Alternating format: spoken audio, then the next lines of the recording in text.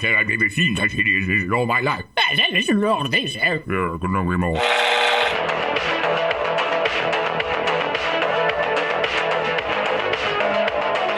Like a furry torpedo to the jugular. This is Honey Badger Radio. Radio with bite.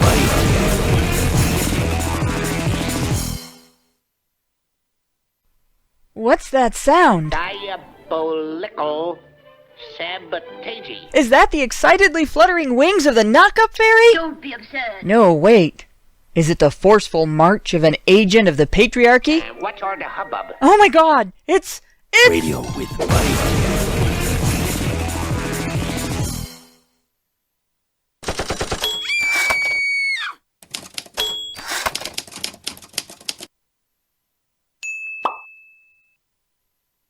Last week, we began looking a bit more in-depth into lies used by feminist advocates to promote their narratives and their agenda.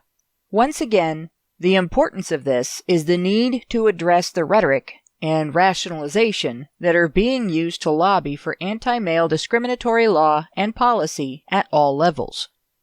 The movement begins with gendering human rights issues to exclude consideration for men and boys. They state that women's rights are human rights and human rights are women's rights, but then isolate a category of purported human rights that only apply to female humans and confer obligation upon male humans, usually enforced by government intervention. They engage in rationalization to expand the concept of a rights violation from interference with one's autonomous pursuit of one's interests within the parameters of respecting others' equal boundaries and autonomy to the failure of a designated other to provide for one's guaranteed satisfaction of them.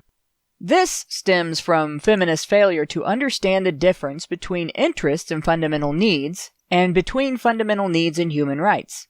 When a particular interest is strongly desired by or perceived to benefit women, feminists define it as a fundamental need, regardless of whether it is essential for women's welfare or not. Not satisfied to recognize the right to the pursuit of one's interests and fundamental needs, feminists define being provided by an outside source with conditions or factors to meet them as a woman's right. They design talking points around portraying men as stewards or even hoarders of resources for this purpose, without acknowledging men's role in their production, while simultaneously portraying women as deprived of resources without acknowledging the impact of their personal choices on their personal outcomes. That sets the stage for portrayal of women as an underdog group on whose behalf they can convince society, men in particular, to feel obligated. That sense of obligation to the underdog is then exploited by feminist groups and academics who designate themselves women's representatives, demand political concessions, legislation, and funding to advocate for women, and who then collect women's perceived entitlements, presumably for application to women's needs. They engage in slippery language in order to make arguments demanding government redistribution of resources, mostly from men, to mostly women for the pursuit of their interests, sound like something other than strong-armed robbery by proxy. Unfortunately, most of society's responses indicate that, well, it's super effective. That scam is the basis for all modern anti-male discriminatory law and policy, including an unbelievable amount of government funding for organizations, initiatives, and individuals. And feminists still take to the airwaves, the internet, and the streets to protest at the top of their supposedly stifled voices that it isn't enough. The question is, will it ever be? Hello, and welcome to HBR Talk 23. Accountability Gap Continued. I'm here with Woozle Slayer Karen Strawn and that adorable specter of death, Prim Reaper, to again dismantle some of the social constructs feminists don't want broken down. Their talking points. We started out with talking points from the 2018 Women's March website. They were so bad that the first one took up the entire length of the show. Today we're going to start with the next one, titled Reproductive Rights. They can't even label a talking point without begging the question. So here we go. I'm going to go ahead and read it for you, and you'll see what you guys think. We believe in reproductive freedom. We do not accept any federal, state, or local rollbacks, cuts, or restrictions on our ability to access quality reproductive health care services, birth control, HIV and AIDS care and prevention, or medically accurate sexuality education. This means open access to safe, legal, affordable abortion and birth control for all people, regardless of income, location, or education. Now, I want to remind our listeners the Women's March originated in the United States last year and takes place in the United States. Women here already have reproductive freedom. The law does not forbid the provision of quality reproductive health care services, birth control, STD care and prevention, or medically accurate sexuality education, whatever that is. So what are these women demanding? And the answer I see is their use of the word access. I'm sorry, think? I couldn't help but giggle a little bit there. It's what Steven Crowder always says. Whenever they talk about rights, what they really mean is free shit. Free shit. Yeah, they want the birth control pills handed out like Halloween candy. I was just saying I couldn't help but giggle a little in there.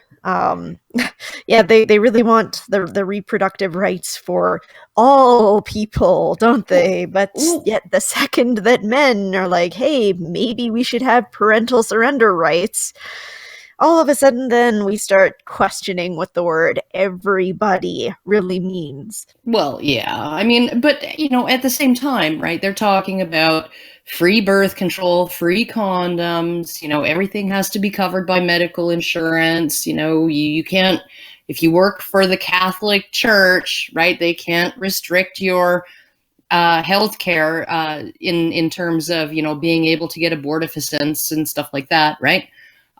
Because that's just not okay, right? That I would have to pay for my own morning after pill. And every fucking time this comes up, all I think is, okay, all right. Abortion isn't free. Okay. It's not free. And it can be rather uncomfortable. Okay, it can even be painful, but it's cheaper than having a baby, and it's certainly less painful than giving birth to one. So, like, what they want, and the inconvenience, because now in some states you have to have a preliminary appointment where they give you materials, pamphlets and stuff, explaining that you have options other than abortion if you choose to have them, and explaining to you that, many women who have had abortions end up regretting that, which is true. And so it's not a decision to enter into lightly. And then, so they have that preliminary consultation, and then they have to take another day off work and go and get it done. So it's not as convenient as a haircut. But, I think it's actually more convenient than raising a fucking child to 18. Okay? But it might make them feel bad, though. I know. It's like, if it costs anything, if it takes more time than going and getting your nails done, right? Then obviously it's not really a free choice. These choices are not really choices because the choices, all of the different choices, come with some kind of trade-off, right? That none of the choices are completely effort-free. None of them are completely emotional burden-free. None of them are completely, just... no choice you make when you find yourself unexpectedly pregnant, no choice you make, whatever the choice is that you make, is going to be without cost, financial cost of some sort, without some kind of emotional cost, and without some kind of inconvenience. Like, I don't understand why they're not demanding that abortion doctors make house calls, right? Because why should a woman have to get off of her fucking sofa to have her uterus scraped, right? Well, it one might of the get most blood on the sofa. Yeah, one of the most reprehensible things about this, though, isn't that they're calling it no cost or no risk or all of that, but the fact of who they're demanding pay for it. Because what this really is, like, they use the word access as if having someone else pay for your things is the only way to gain access to something. You know, it was news to me. I mean, I wish I'd have known that when I went out and got 3 jobs to help support my family. Back when my husband's income was all being confiscated by the government. You should have demanded as a woman access to, like, adequate nutrition and you know, a nice place to live. Demand access. Oh yeah, demand. And then other people have to pay for it, and right? a nice car, and all of those things. Because obviously, just by virtue of having a cunt, I deserve them. That's feminist logic right there.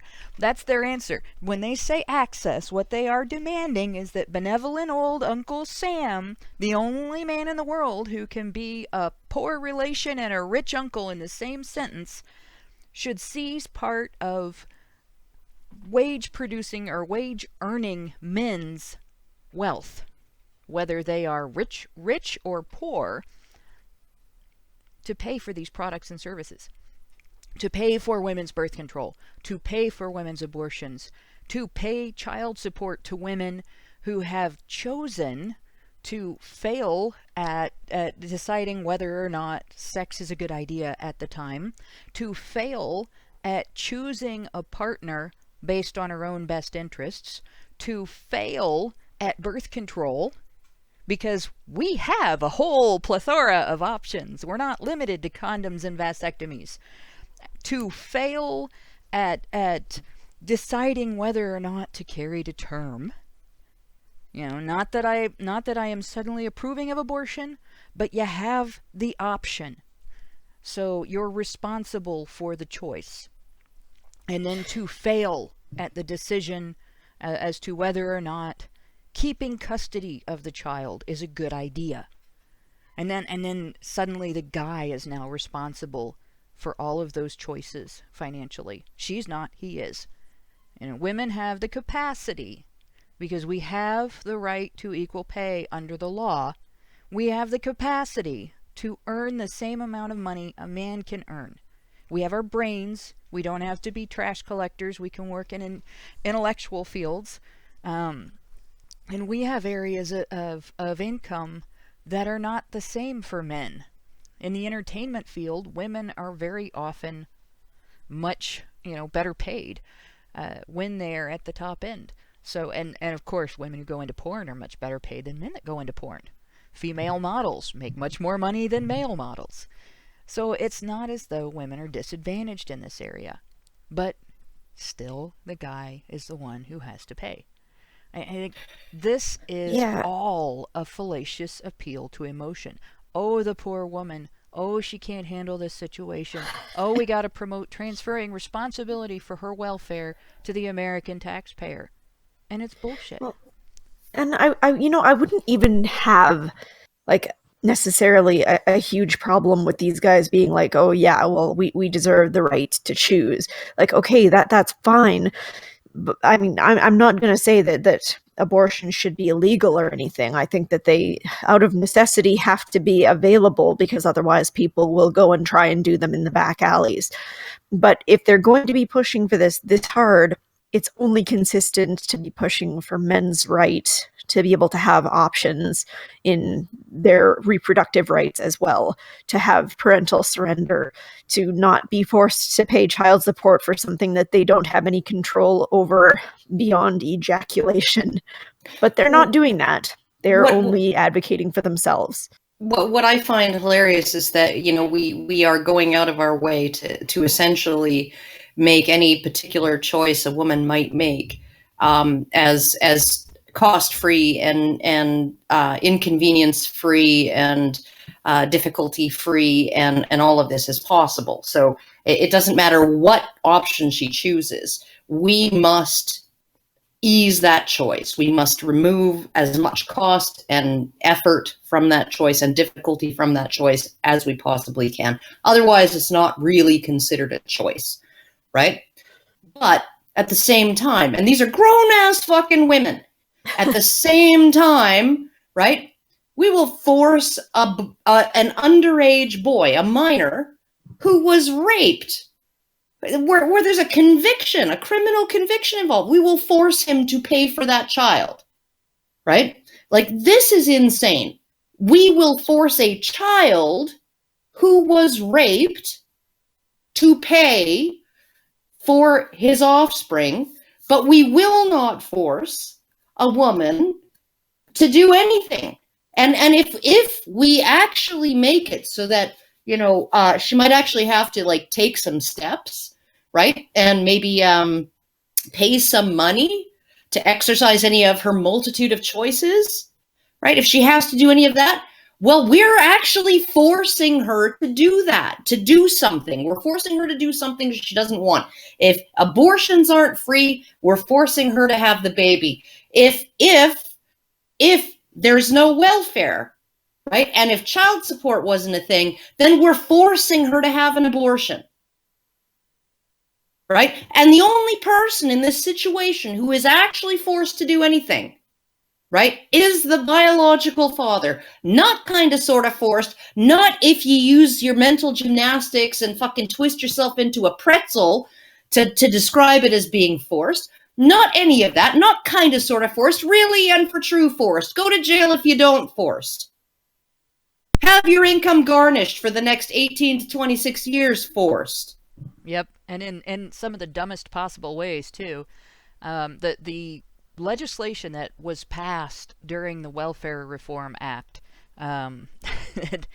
like, everybody keeps accusing me of being a right-wing, I guess, wing nut. I don't think necessarily that the right wing is all nuts, but this is one of the things that I rail against on a regular basis. Welfare reform was a very stupid thing. It was poorly thought out and poorly executed, and it wasn't really reform. Someone says I'm coming through real quiet. Hang on a second. Does this sound... That's better immediately. Okay. I must have accidentally hit the little wheel on my volume thingy on my headsets. But alright, so to briefly reiterate the standards in welfare reform. Welfare reform wasn't welfare reform. It was punishment. You don't improve the chances of collecting child support from men by making it more difficult for them to keep their jobs. I mean, you would think people would figure that out automatically. Take away his ability to get there and to get to his job. Take away his driver's license so he can't go to work. Really brilliant. Now he can't earn his paycheck. He's definitely sure to pay you now, isn't he?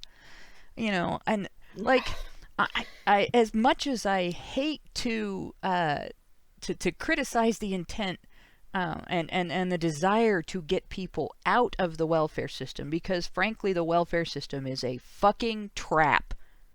Not a figurative trap, not a, you know, well, it's like an addiction. No, they literally fight tooth and nail to make it difficult for you to get out.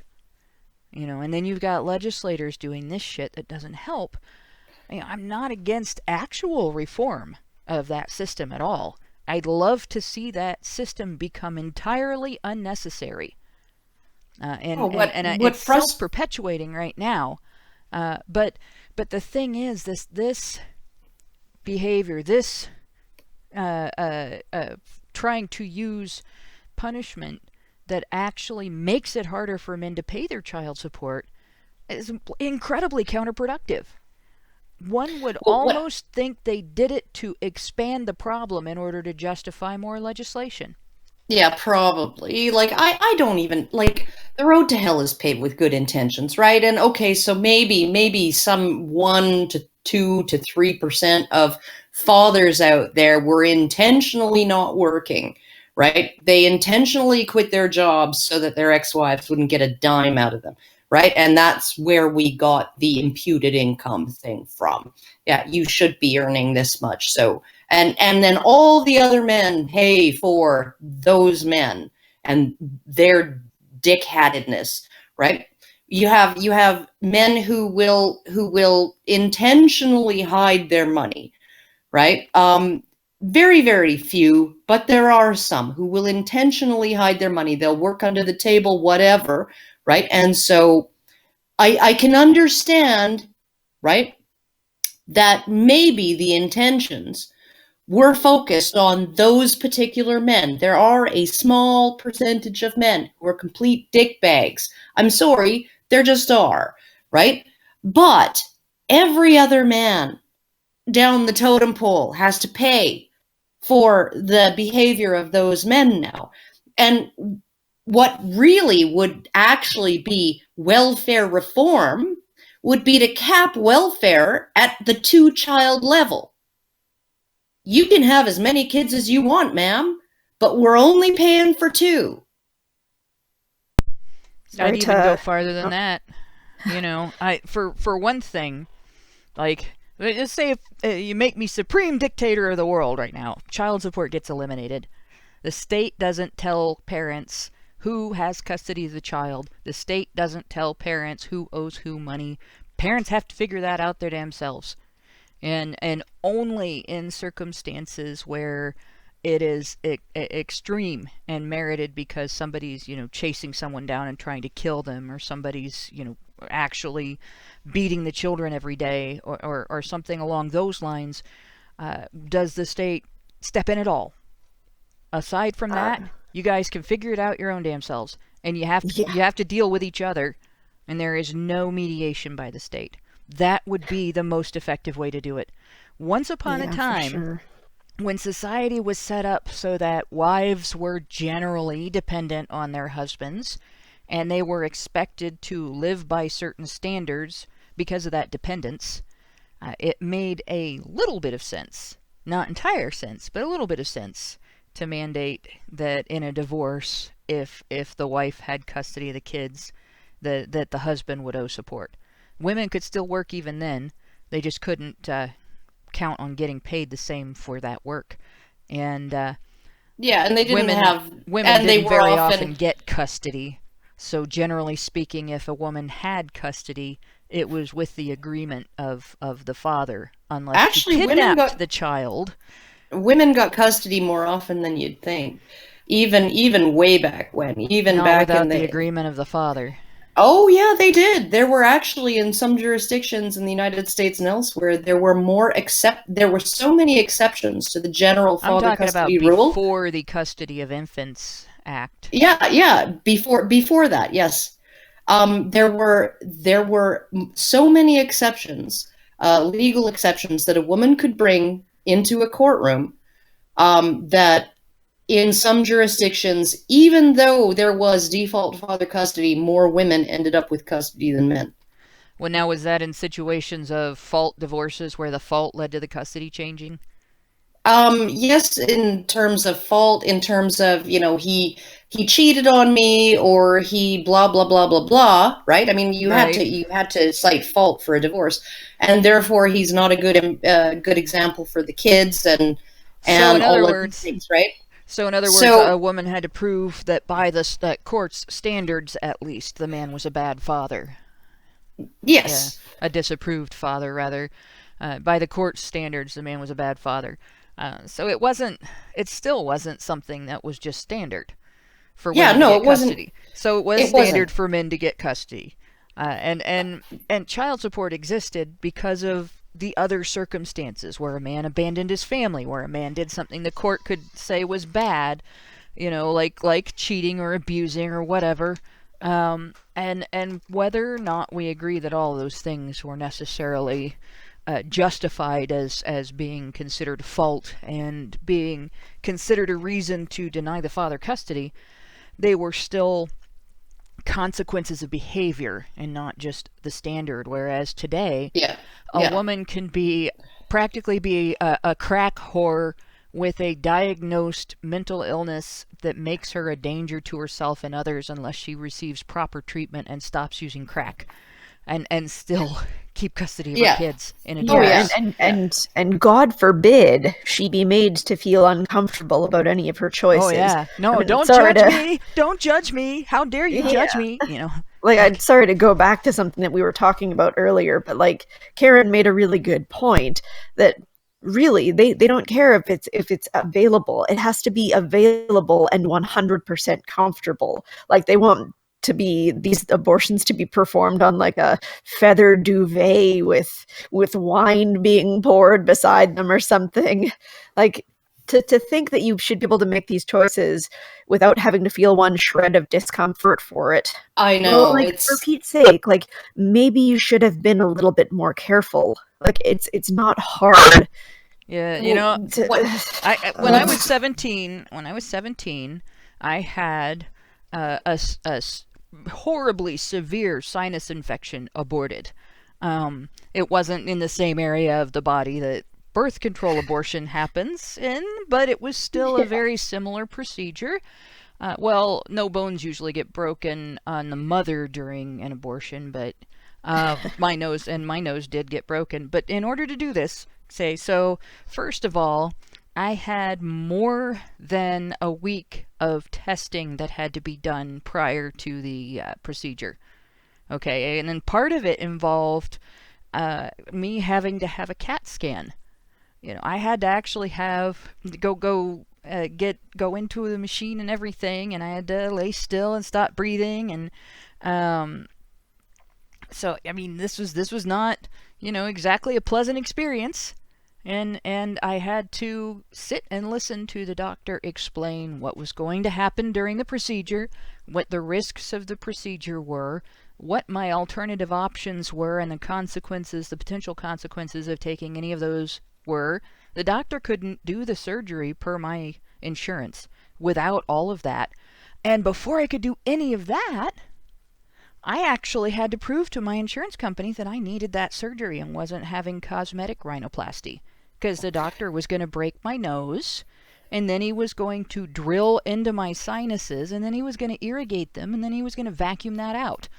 You know, so I mean, it was exactly like the types of things that you have to do if you want to have an abortion. You have to find out about the procedure. You got to have full information on your risks, your other options, and the potential risks and consequences of those other options. You know, you got to know exactly what you're dealing with, including the anatomy. And there is nothing wrong with any of that. And yeah, it's uncomfortable, because guess what? It might be minor, but it's still surgery. It's still a medical procedure in which something is being stuck into your body and something's being removed from your body. It's as much a surgery as a C-section is, just in a different way. Yeah, and you see how quick they are to dismiss it when it's a guy saying, you know, I shouldn't have to pay for this thing that I didn't want to do. They'll say things like, oh, well, you know, you shouldn't have put your dick in somebody then, or you should have kept it in your pants. Whereas if you say to a woman who, like, okay, has to go for a preliminary appointment before an abortion to hear all of the other options, if you try and say, well, maybe you should have kept it in your pants, then all of a sudden you're a misogynist. It's blatantly unbalanced. Oh, it is. And, you know, like, honestly, when, like, the whole thing with the transvaginal ultrasound just strikes me as, you know, that episode of Family Guy where Peter Griffin thinks his doctor raped him for giving him a prostate exam. Right. And it's like, you know, oh, he violated me because he stuck his finger up my bum. Right. Like it's just something that you have to deal with. Right. Now, I have had. OK, and the transvaginal ultrasound is necessary to date fetuses that are less than 8 weeks old. okay, or maybe 12 weeks, right? To date fetuses of a certain size, to actually determine what procedure you're going to need to use to perform an abortion, or to determine whether this woman is eligible for an abortion, a legal abortion, right? You have to actually figure out just how old and just how big that fetus is, okay? Because it does make a difference in terms of whether it's legal or not, and in terms of what you're going to be actually doing during the procedure, right? And what the risks are. Because the older the fetus is, the greater the level of risk. That's just how it is. And the only way to actually ascertain the expected age of a fetus until it gets to be a certain size and is detectable through an abdominal ultrasound is through a transvaginal one. I know this because my doctor suspected that I had cysts in my uterus, and they didn't send me for a abdominal ultrasound because an abdominal ultrasound would not have been able to detect that. Right? You can't even tell if there's placenta previa before a certain date of the pregnancy, before the placenta gets to be a certain size, with an abdominal ultrasound. That could kill a woman during an abortion. It kills plenty of women during childbirth, right? You go and dilate that cervix when there's a placenta, that's implanted over top of the opening. You've got a major risk there. And the way that you can determine all of that, the best way that you can determine it at any stage during the pregnancy is a transvaginal ultrasound. And I'm sorry, I've had one. And it's not a fucking big deal.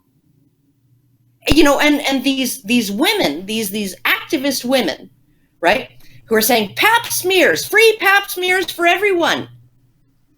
If the government's not paying for pap smears, then women are being abandoned, right? Well, I can tell you, a pap smear is like 100 times more uncomfortable than a transvaginal fucking ultrasound. I will agree with that. They don't have to they don't have to take in the jaws of life and stretch you hither and yon to do the other. And and the stupid thing is these same women have no problem going in every year for their pap smear, but freak out over the idea of the ultrasound. Well, because the ultrasound is rape. It's rape. Yeah, Hannah. Of course. Finding out information that you need to have in order to make a procedure safe for you to experience, regardless of the morality of the procedure, right? We'll set that aside for a minute. But just getting the information you need, to make the best for your doctor to make the best decision to proceed in the way that will have the least negative impact on your health is rape if people who are opposed to the procedure are the ones who suggest it. The question I want to know is... They're not opposed. They're not opposed to the procedure. Actually, what they're opposed to... the people who pass the laws...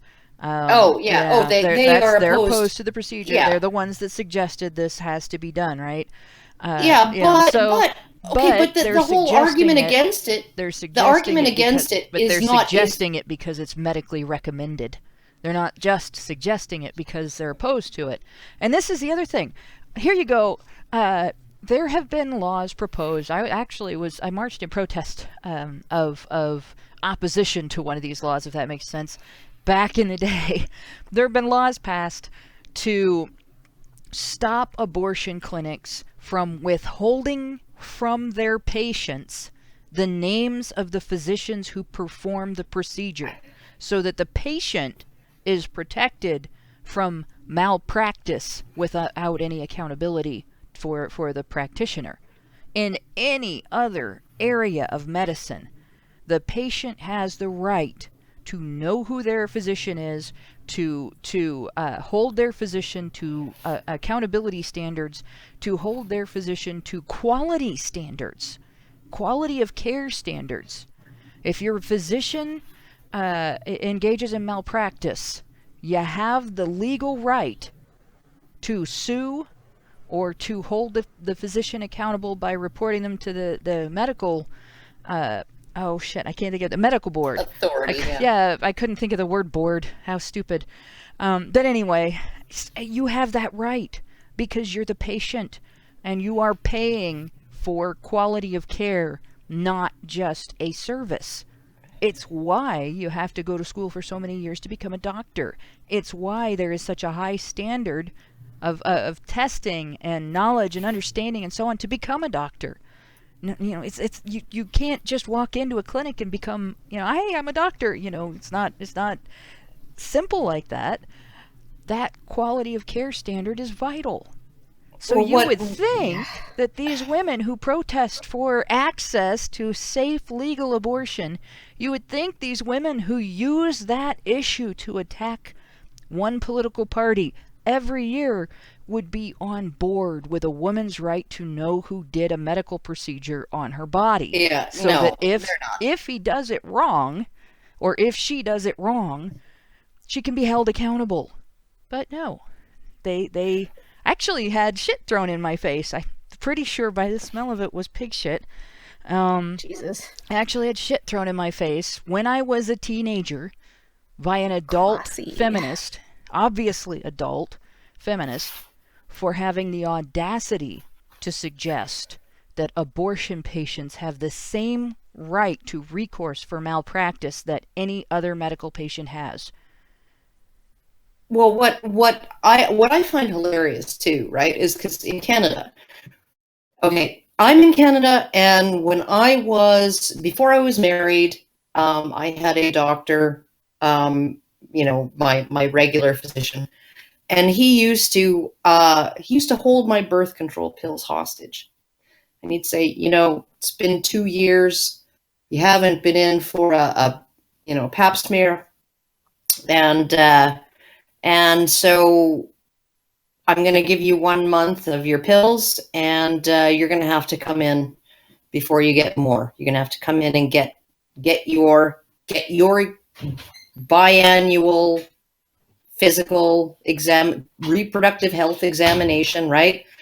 And all of that, right? And so he was able to do that, and a lot of doctors did that. A lot of doctors essentially said, you're not going to get birth control pills unless you come in for a physical evaluation, right? And it's not entirely out in left field, because there are serious problems with birth control. Like I have a family history of stroke. That's why I got my tubes tied after I had my third child, so I could go off the pill. Because I didn't want to have that added risk of being on the pill with my family history of stroke and vascular problems and migraine and all of these things. I had major side effects with the pill. I got 3 migraines every single month when I was on the pill, right? And migraines can cause brain damage, right? So, you don't want to get them. So essentially, doctors were able to every 2 years evaluate their female patients in a comprehensive way, their blood pressure, their heart, all of the breast examinations, pelvic examinations, pap smears, all of that, right? And use birth control as a way of incentivizing women to actually come in for the full half an hour or 20 minutes or whatever it is to get all this stuff done, right? And they would actually lament. My doctor actually lamented, I don't have this kind of leverage over my male patients, so they only come and see me when they need a finger reattached. And then women bitch that men don't go to the doctor. Yeah. But then there was I don't know whether it's legislation or whether it's just policy, but doctors are not allowed to do that. If you go into a doctor if you go into a doctor as a woman in Canada and you ask for birth control, or even as a minor child in Canada, and you ask for the birth control pill, they are not allowed to demand that you submit to a full physical evaluation. Hell, they might Right? as They well are have just not- made it non-prescription if they're going to do that. Let it be Agreed. What's the point basically. of making it? Because, like, the whole point of making a medicine, a prescription medicine, is so that your doctor can monitor your health while you're using it. I see. Yeah. Yeah, for I don't know sure. about legislation regarding that in the U.S., but when I last went into my doctor for an issue that is commonly responded to with, well, you need birth control pills. Like, not to put too female a point on it, but it was, I went back to my teenage years with regards to the monthlies, which really sucks Ouch. because I was severely underweight during a lot of my teenage years, and that actually can cause a heavier flow and worse cramps, and that's what happened.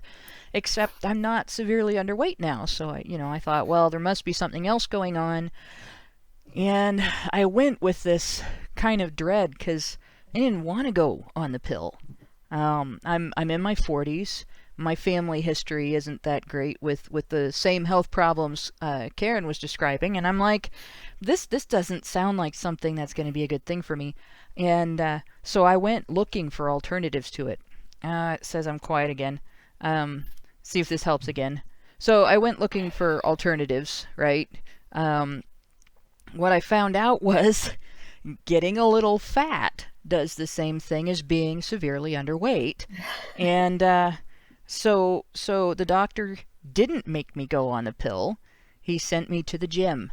And can you imagine if I had been a feminist, if I had been a fucking feminist, what the fallout from the doctor said, get exercise, right? Get exercise.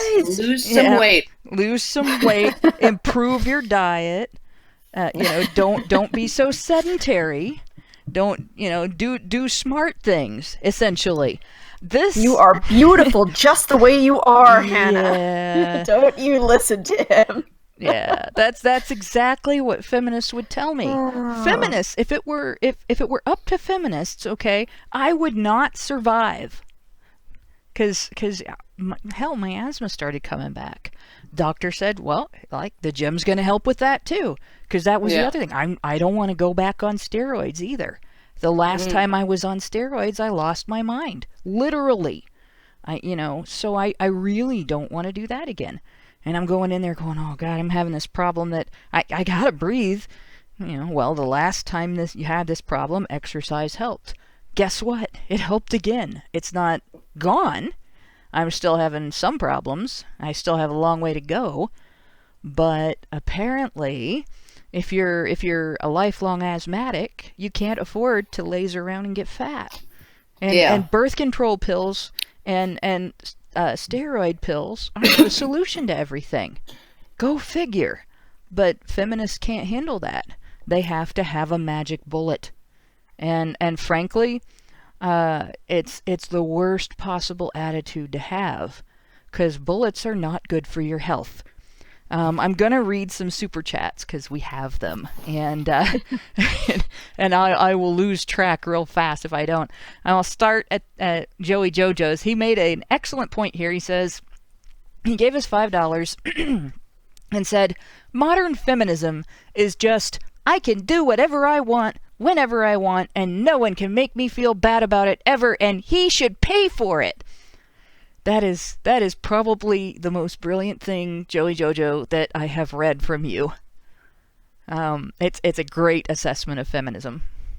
That is pretty much feminism in a nutshell.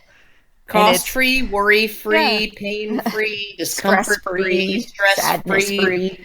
Yep. Yeah. and all my choices need to be like completely without any kind of difficulty or burden. Or smell like cinnamon buns. The sum total of feminism, of the last, like, 150, 200 years of feminism in a nutshell. Yeah, is essentially, a guest on a Sally Jesse Raphael show.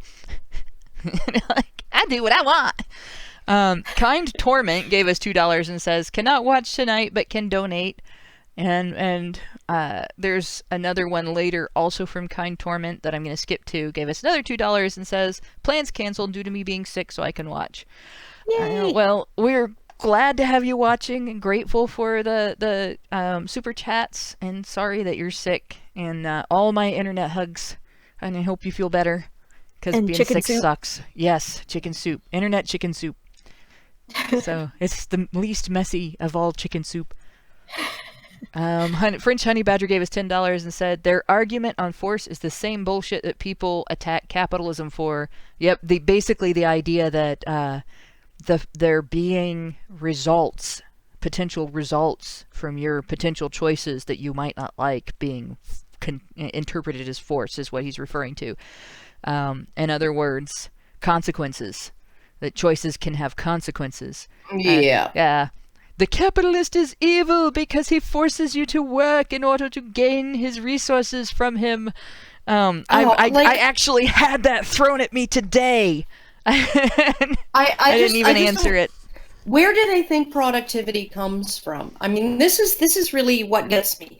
Okay, so if nobody has to pay for anything, okay, where are the things going to come from? Because who would actually make the things that people get without paying for? Who would actually do that? Who would ever put themselves willingly in a position where they are performing labor and not benefiting from it themselves, right? Like not benefiting commensurate with the labor that they put in, right? Okay, I can think of a couple examples of that. I never told my newborn babies that I'm only going to give them as much breast milk as they earned today with their productivity, with their labor. Okay, but and I don't charge my adult children market value for rent. I charge them enough to cover their monthly expenses, what they cost me, right? What they financially cost me, they pay that to me because they're adults and they can fucking pay, right? Because I don't want to make it too comfortable. But okay, you can do that with your immediate family, but like, why would I work for that loser down the street who just like sits on his ass and does nothing? Why would I grow a vegetable garden in my backyard and give him half the fucking vegetables? Why would I do that? Well, that's just it. You're a very generous person. The same people. No, I'm not. I'm as greedy as anyone. Same people who argue that they shouldn't have to pay for anything and that it's slavery for the employer to expect them to work for their pay, fully expect to get paid for what they do. They consider their own actions to have value, but they do not feel obligated to value others' equal actions. I just find the fact that communism seems to be, or socialism, these sort of Marxist philosophies seem to be so incredibly attractive to the most privileged people in society. You literally have wealth. Like Marx himself was upper middle class, right? His family, his parents made good. They did well, right? And he's like, oh, this is wrong, right? And then you have all of these young kids these days in universities whose parents are paying like $60,000 a fucking year to send them to Yale so that they can embrace Marxism. Like, I don't like, and you have rural America, right? Rural America, poor people, actual fucking poor people who are not necessarily very advanced in their education, right? They're the ones who are going like, actually, I feel like I should work for what I earn, and so should everybody else. Like, I don't understand it. Like, how is it that the people with the most fucking money and the most fucking privilege, right, who are attending elite schools, find Marxism so attractive? It's things similar to survivor's guilt, really. You know, like, and of course, if they're going to school and they're looking at having to work when they get out of school, and they're not accustomed to it, to having to work when they don't, they've never developed that sense of pride. Like, one of the earliest things I learned, I've been working one way or another professionally since I was 15, and I worked for my family's business, worked in quotes, because what I did was not, it was basically the same as giving a child a chore, except I got paid for it. But I had a sense of achievement from that.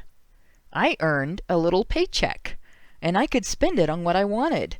And if I spent some of it on my brother, I had gotten my brother a gift with something that I earned.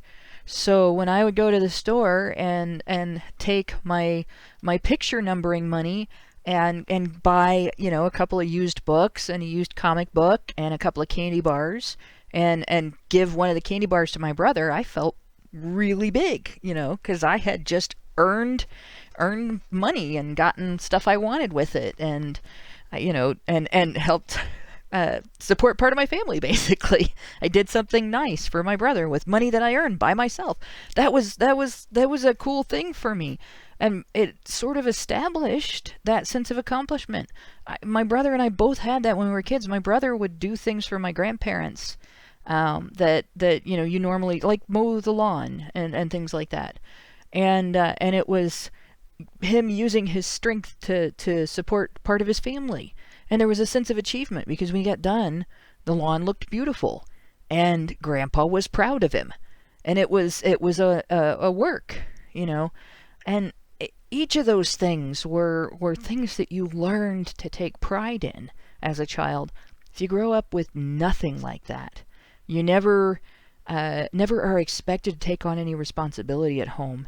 You don't grow up with the idea that you're going to have, as an adult, some contribution to the world that you use to earn your living supplies, basically, your provisions, and take pride in it.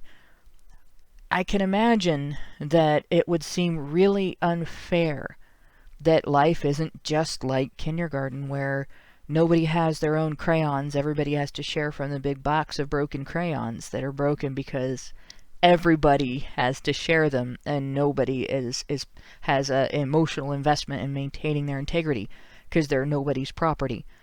And it's like, without that guidance from a set of parents that understands the importance of it, you never develop a genuine understanding of the motivation behind productivity and contribution to society.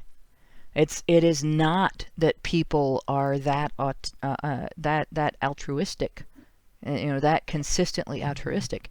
It is that we win accolades. People win accolades as members of society by demonstrating value to society. It's just a fact of life. And it's sad and shameful that anyone would try to take that away from people. Well, and it's so strange because what else are we supposed to do? Are we supposed to just say, congratulations, you were a human today, you did human behaviors, good for you? You pooped. Pooped. Oh my god, you had some sustenance. Congratulations. Wow, gold ribbon for you.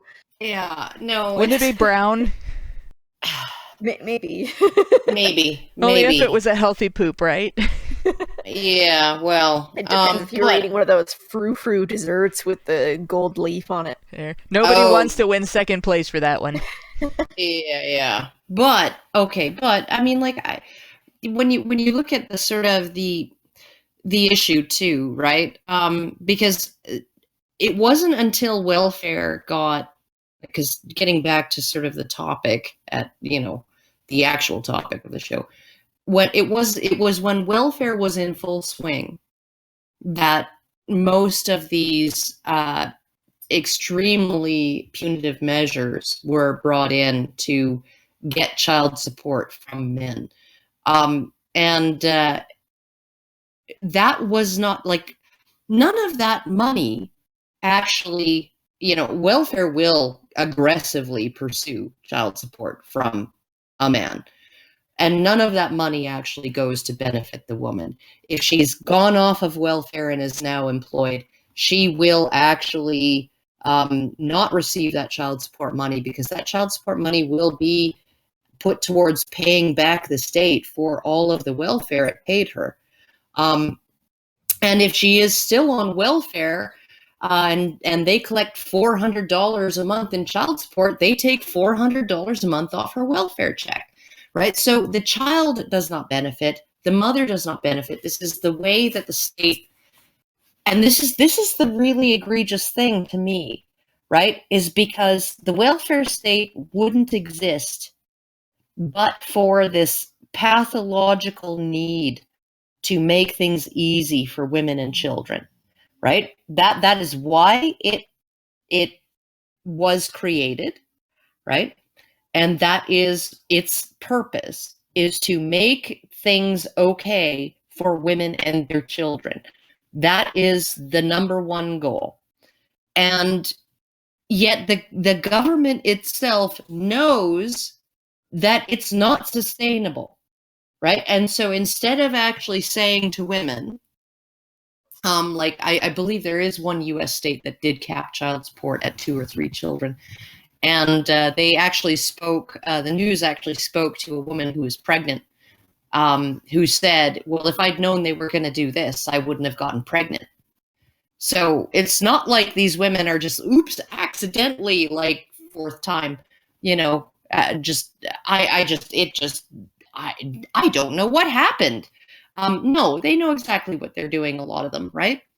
And, but so instead of actually applying some consequences or limitations on women, what they did was they said, well, we're going to still keep feeding women as much money as they need, but we need to get that money from somewhere. So let's go after these men who had no say whatsoever in any of these reproductive choices. The only say they had was to put on a condom or not.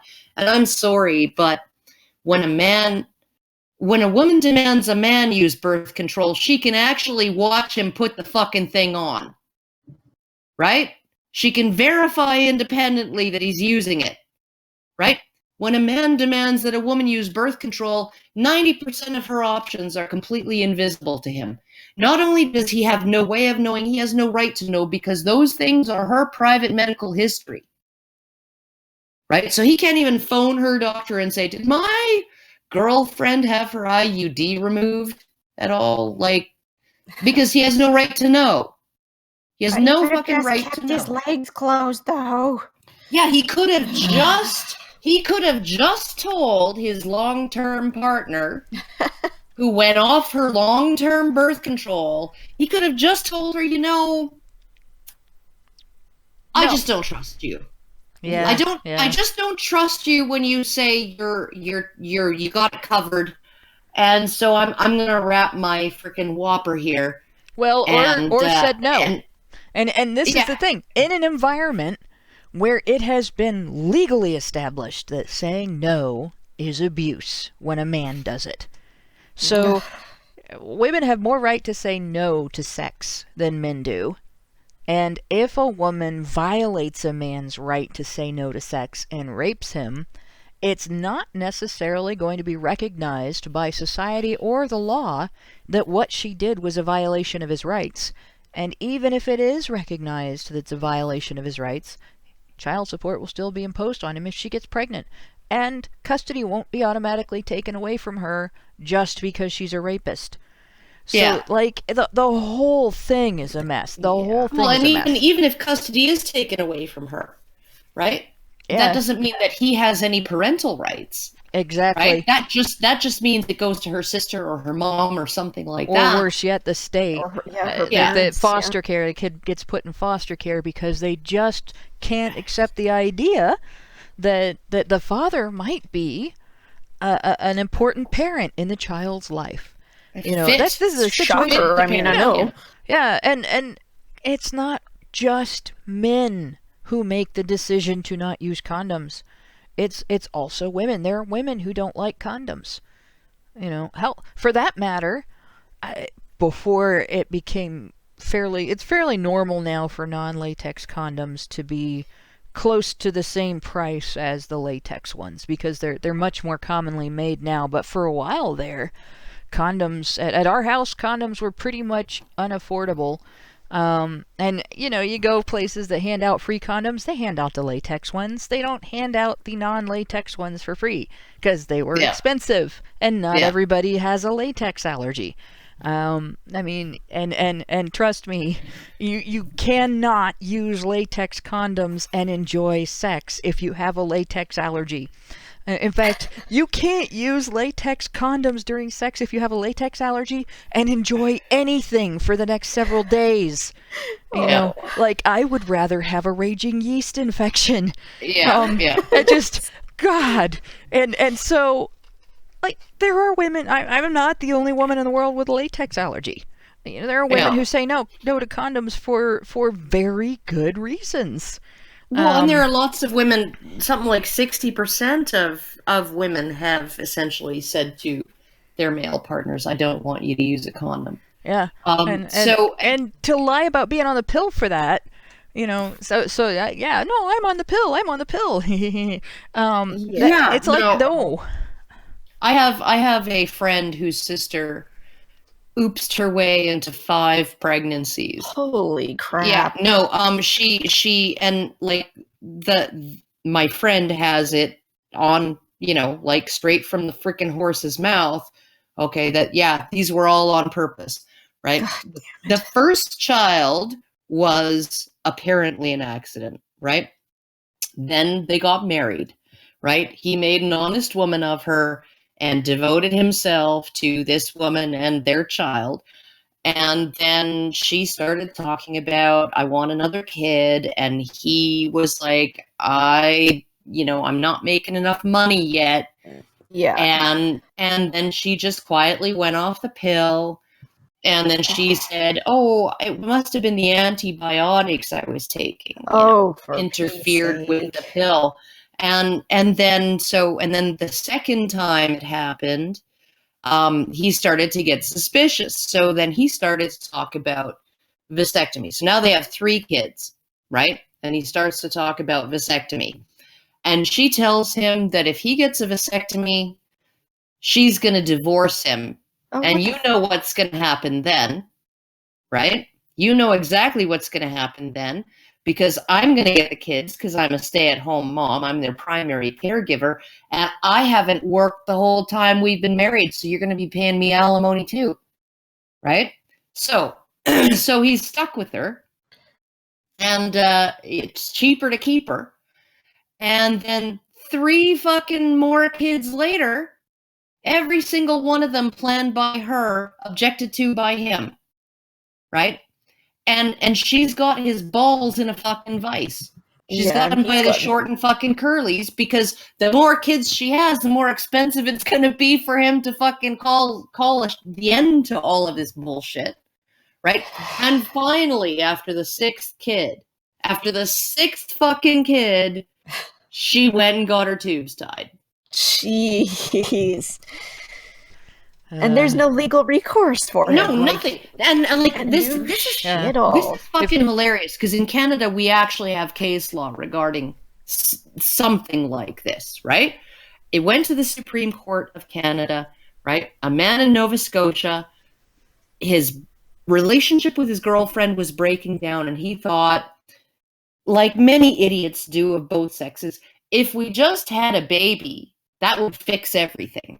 Right, because that's really the thing to do to fix a relationship, right? It's to just like dump a little fucking black hole of stress and demand right in the middle of it. Yeah, that's brilliant fucking plan, douchebag. But okay, so he pokes holes in their condoms, and he poked holes through the wrappers of all of the condoms in the package in their nightstand, and she ended up getting pregnant. And then she broke up with him. And then she went and had an abortion. And then, okay, gentleman that he is, he finds out that she's seeing somebody else, right? And she's dating. She's dating somebody regularly.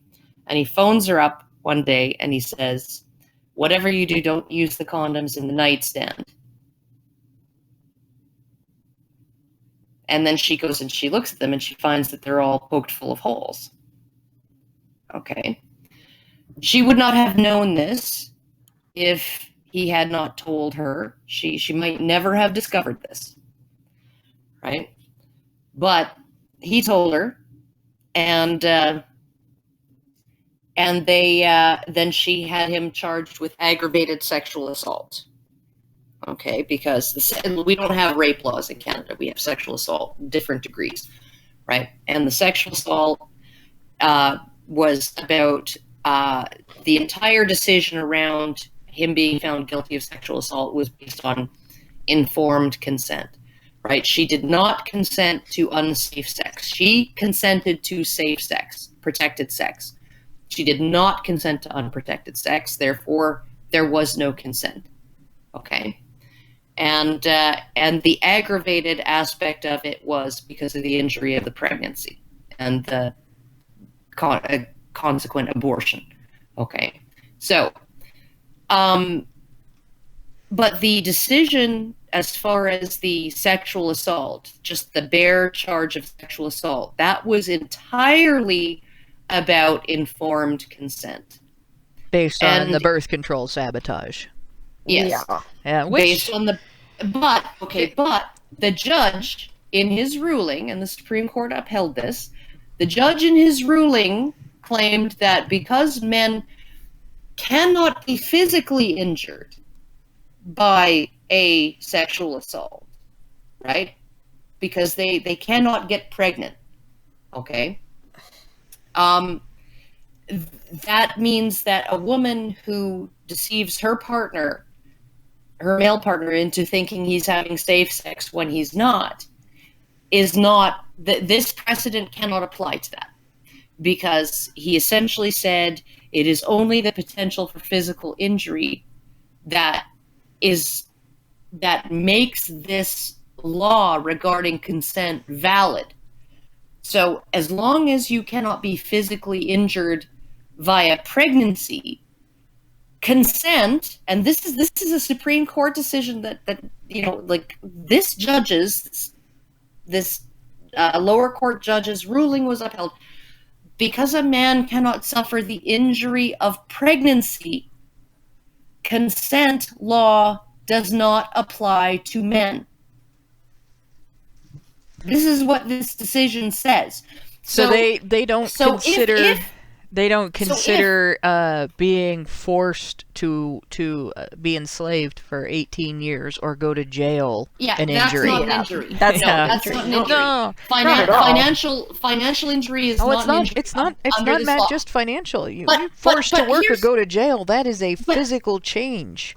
Okay, but listen, because it has more implications than this. And I'm actually just waiting for somebody to bring this to the Supreme Court. A woman who actually forces a man to have sex, right? Actually physically forces him to have sex, and then uses this case as a defense because he can't get pregnant, therefore his consent is not valid under the law. There is no concept of consent under the law for men. Yeah, that'll be interesting, because it'll be interesting. If the court upholds that, that pretty much validates all violations of bodily autonomy except raping a woman. It means that, essentially, it means that if somebody kicks your ass, just absolutely wails on you, just walks up and slugs you in the jaw because they want your wallet or whatever, and just beats the ever-loving shit out of you, if they don't get you pregnant in the process, then there was no crime committed. That's essentially the literal interpretation of the idea that consent can't be violated if pregnancy cannot be inflicted on the person whose consent, whose right to refuse has been violated. This is just yet another reason why I oppose the use of the term consent in sexual violence law. This is something that I've said over and over and over again. The old understanding, the original understanding of sexual assault under the law had to do with refusal. It was essentially taking something from the woman or from her supporting guardian by force against their will.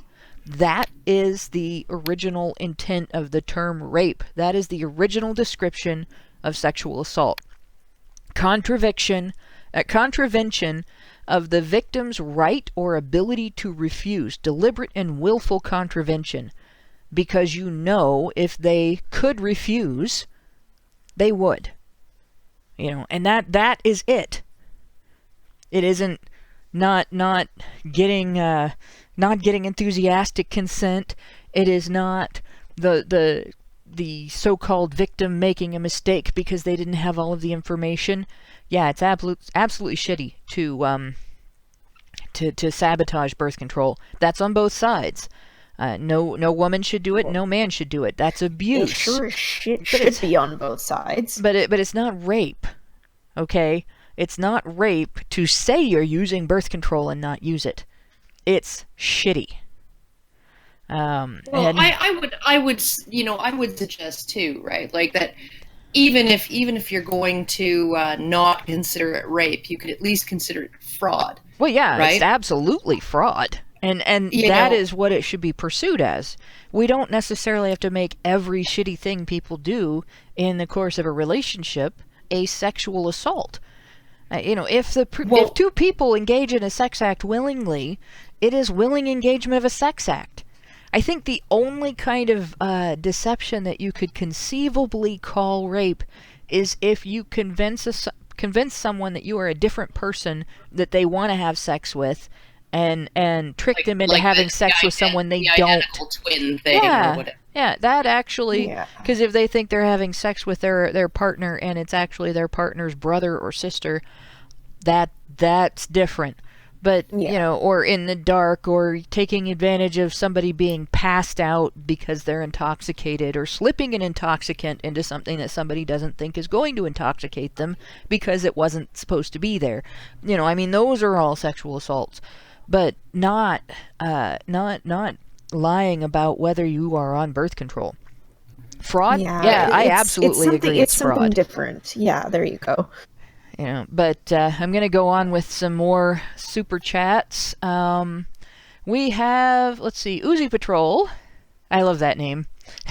gave us $20. Well, okay, I love that name because it reminds me of when I was a kid and I used to have this awesome Uzi squirt gun during the part of my childhood when the most common squirt guns were those little orange, water guns that like the water would leak out the bottom of them and everything.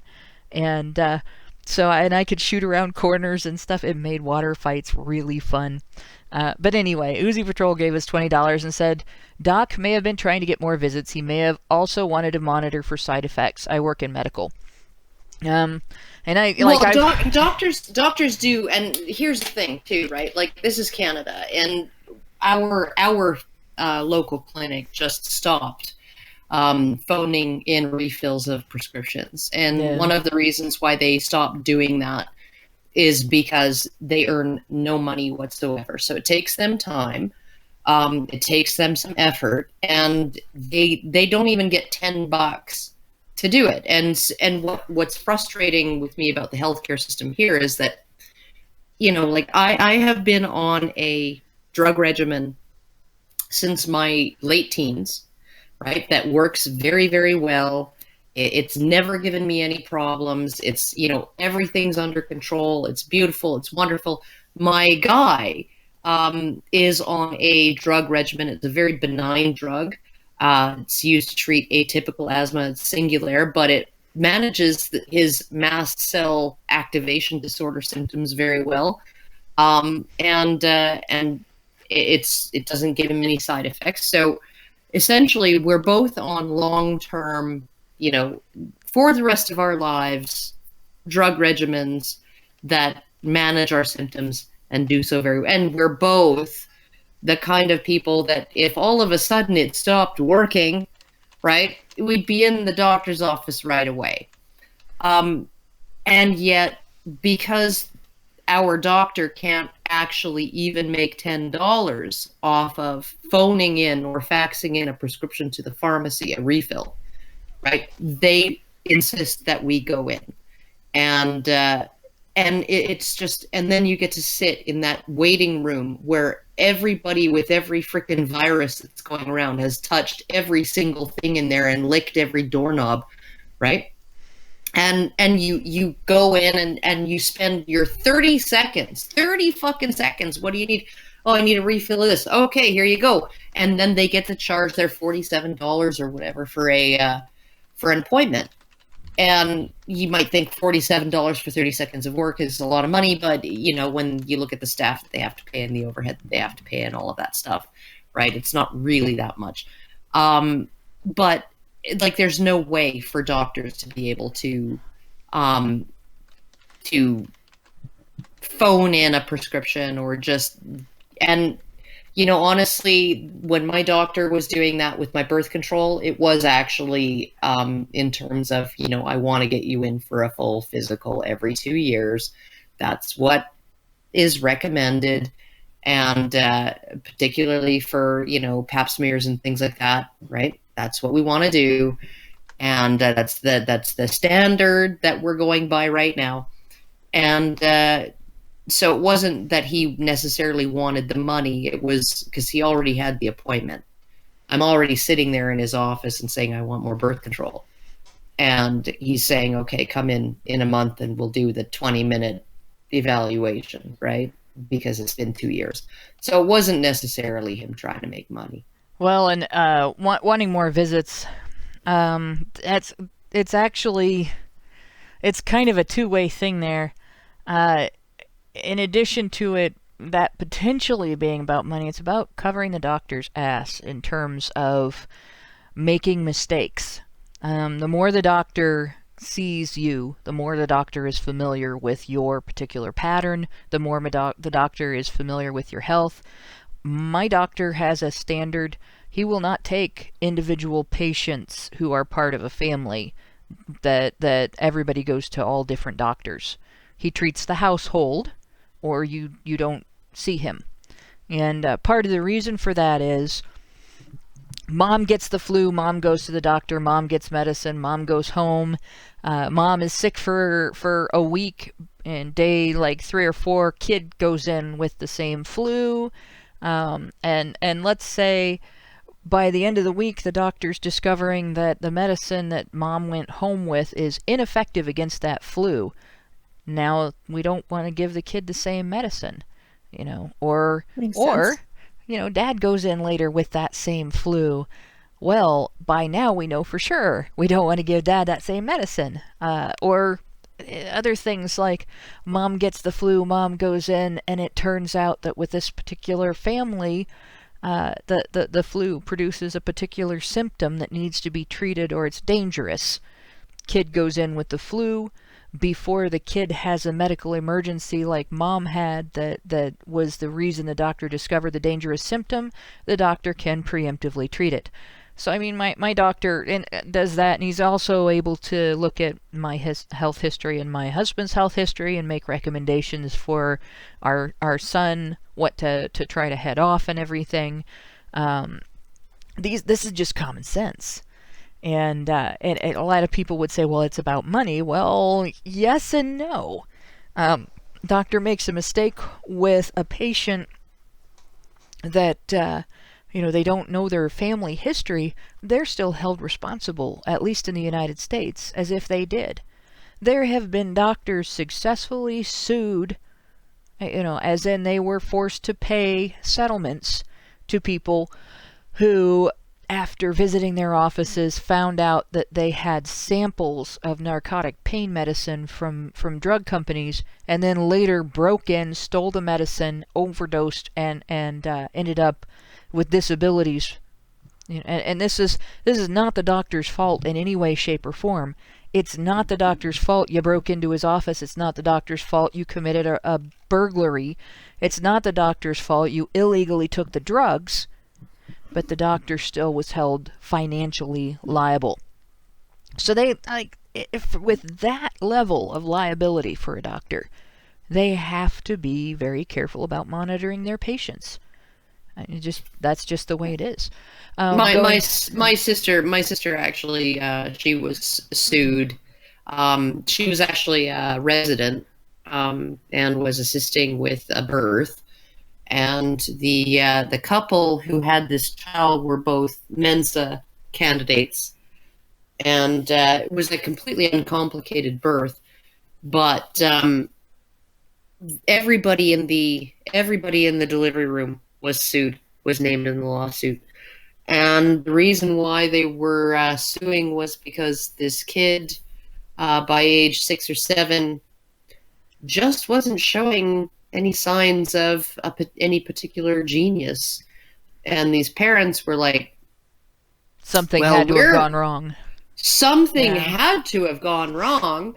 And then they were talking like, they said something about the cord was wrapped around the baby's neck, which may have been the case, and that the doctor had pulled out scissors and cut the cord before the baby was fully born, which was complete bullshit because you would never do that.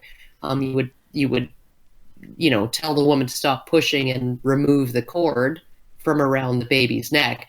But regardless, if there's any kind of damage that's done, it's already been done from that, right? And the baby hasn't even taken its first breath yet. Yeah, this is actually something that has happened in the U.S. too. And when I was a little kid, my GP, when I was a little kid, actually, general practitioner, was the doctor that delivered me. And she was still my doctor when I was pregnant, but she couldn't deliver my son. And the reason for that was because in the interim, there had been a series of lawsuits based on children born with cerebral palsy. That sometimes that happens due to medical malpractice, but a lot of times it happens for other reasons that are outside the doctor's control or even the doctor's ability to predict. And what the lawsuits established in the U.S. is that a damage that a child suffers from something that goes wrong during the pregnancy or the birth that the doctor could not predict and could not head off is still the doctor's responsibility, and the doctor is still liable. And that basically took malpractice insurance and put it to a degree. It didn't just put it through the roof. It put it at a standard. You can afford malpractice insurance for being a obstetrician if you are a certified obstetrician. If you are a general practitioner, the cost of your malpractice insurance is different because you are not a certified obstetrician. Yeah. And that kind of lawsuit, what that's done in the U.S. is if I go to my doctor and I am having a health condition that remotely could be a heart problem, he can't just send me in for tests to find out if I might have a heart problem.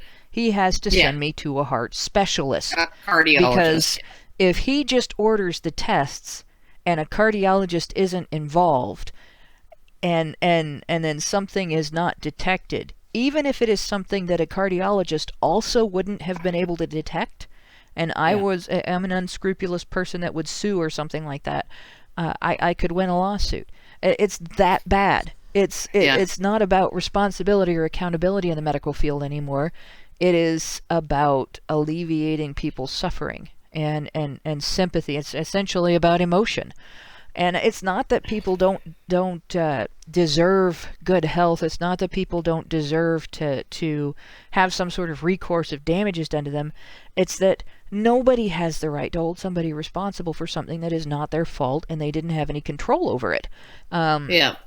But that's where we are. So it's 6 to 1, half dozen the other. Yeah, they might be angling for money, but I think a lot of the time when doctors try to angle for more visits, it's a combination of making sure they know what the best thing is for them to do and making sure they can prove that they did everything they possibly could to make sure that they knew what the best thing was that they could do. But going on, we have, I'm going to say this is Akitas. I hope I did that right. Right? Yeah. I work as a CNA, and 75% of the people I care for are women who think, quote, "It's not my job to take care of myself," end quote, not realizing that the days of nursing homes are slowly becoming unsustainable anymore. I used to be. What frustrates me about nursing homes is this sort of idea of I think there is a form of pathological compassion that's going on, and I forget what his first name is. Bloom wrote a book called "The Case Against Empathy," right? And he was arguing against effective empathy as a criteria for making decisions, right? Because our effective empathy is highly biased, and it's not necessarily going to guide us in the proper direction. You know, that kind of tear-jerking kind of, when you cry at the end of the schmaltzy movie, that kind of empathy that evokes the incredible emotional response. But what I find, you know, when you have people who are in a nursing home or they're in some kind of care facility, right? The best thing that you can do for them is to essentially not do everything for them, right? Because you know, when they're able to maintain a certain degree of independence and dignity, when they have to get up and use the toilet rather than have you just come in with a bedpan, they're going to, you know, and you tell them, you know, yeah, I know you're tired, right? But you're going to get up and use the toilet. Because that's just how we do things here, right? Well, doesn't that result in better long-term outcomes? Yes, it does. Yeah, it maintains your brain structure better than having somebody do everything for you. It's actually a life or death matter. There's a point at which, you know, you don't really have a choice. There's when people actually really genuinely lose their physical capability. But the more you take over someone's bodily functions, you take away, you got to do this for yourself. You got to put on your own pants. You got to put on your own shirt. You got to put on your own socks. You got to wash your own butt in the shower. You know, the more you take away those things, it's not just about taking away dignity. The more a person ceases to function like that, the closer they get to death. It is a direct result. I felt like it actively resulted in greater attrition of like the dendrites in the brain when people stop doing things for themselves and just having things done for them. Well, it's also about will to live. Yeah, and like this is like I watched this when I worked in nursing homes, and I worked at 2 different nursing homes, and as a regular employee. And then I also have been a direct caregiver for intellectually disabled adults, and my training that I go through periodically also takes place in a nursing home owned by the same company. And seriously, the more you can preserve a person's independence, the more you can preserve a person's self-reliance, the better. Because the more of those things they lose, the more they will sink into the type of depression that takes away the will to live. And I have watched people slowly lose their will to live. I mean, when the nursing home I worked at first was a bad place. It was so bad that I had to go through a series of, first I talked to the nurse on my shift, this is happening and it's against the law, and it was a whole set of things. Then I had to talk to the head of nursing, because the nurse on my shift wrote me up for imagined things for having complained about the problems. And that I got targeted for complaining again, so I went to the administration. And the administration said, don't talk about that. And I pointed out, yes, I realize these things are happening because we're short-staffed, but hey, I know 2 or 3 different places where you can actually hire temps that do the same job I do. Don't talk about that either. And so I went to the state. It wasn't a matter of going to the state because, hey, I wanted to get my employer in trouble with the state, because that's kind of dysfunctional. But I mean, I went to our administration, and then I went to corporate, and when corporate basically said, nope, don't talk about that, and I got in trouble again, it was like, hey, these are people that we're not taking care of, that we're supposed to be taking care of. That's our job. And that's what they deserve. They gave up their homes to live here. The nursing home takes their property as payment for them moving in here.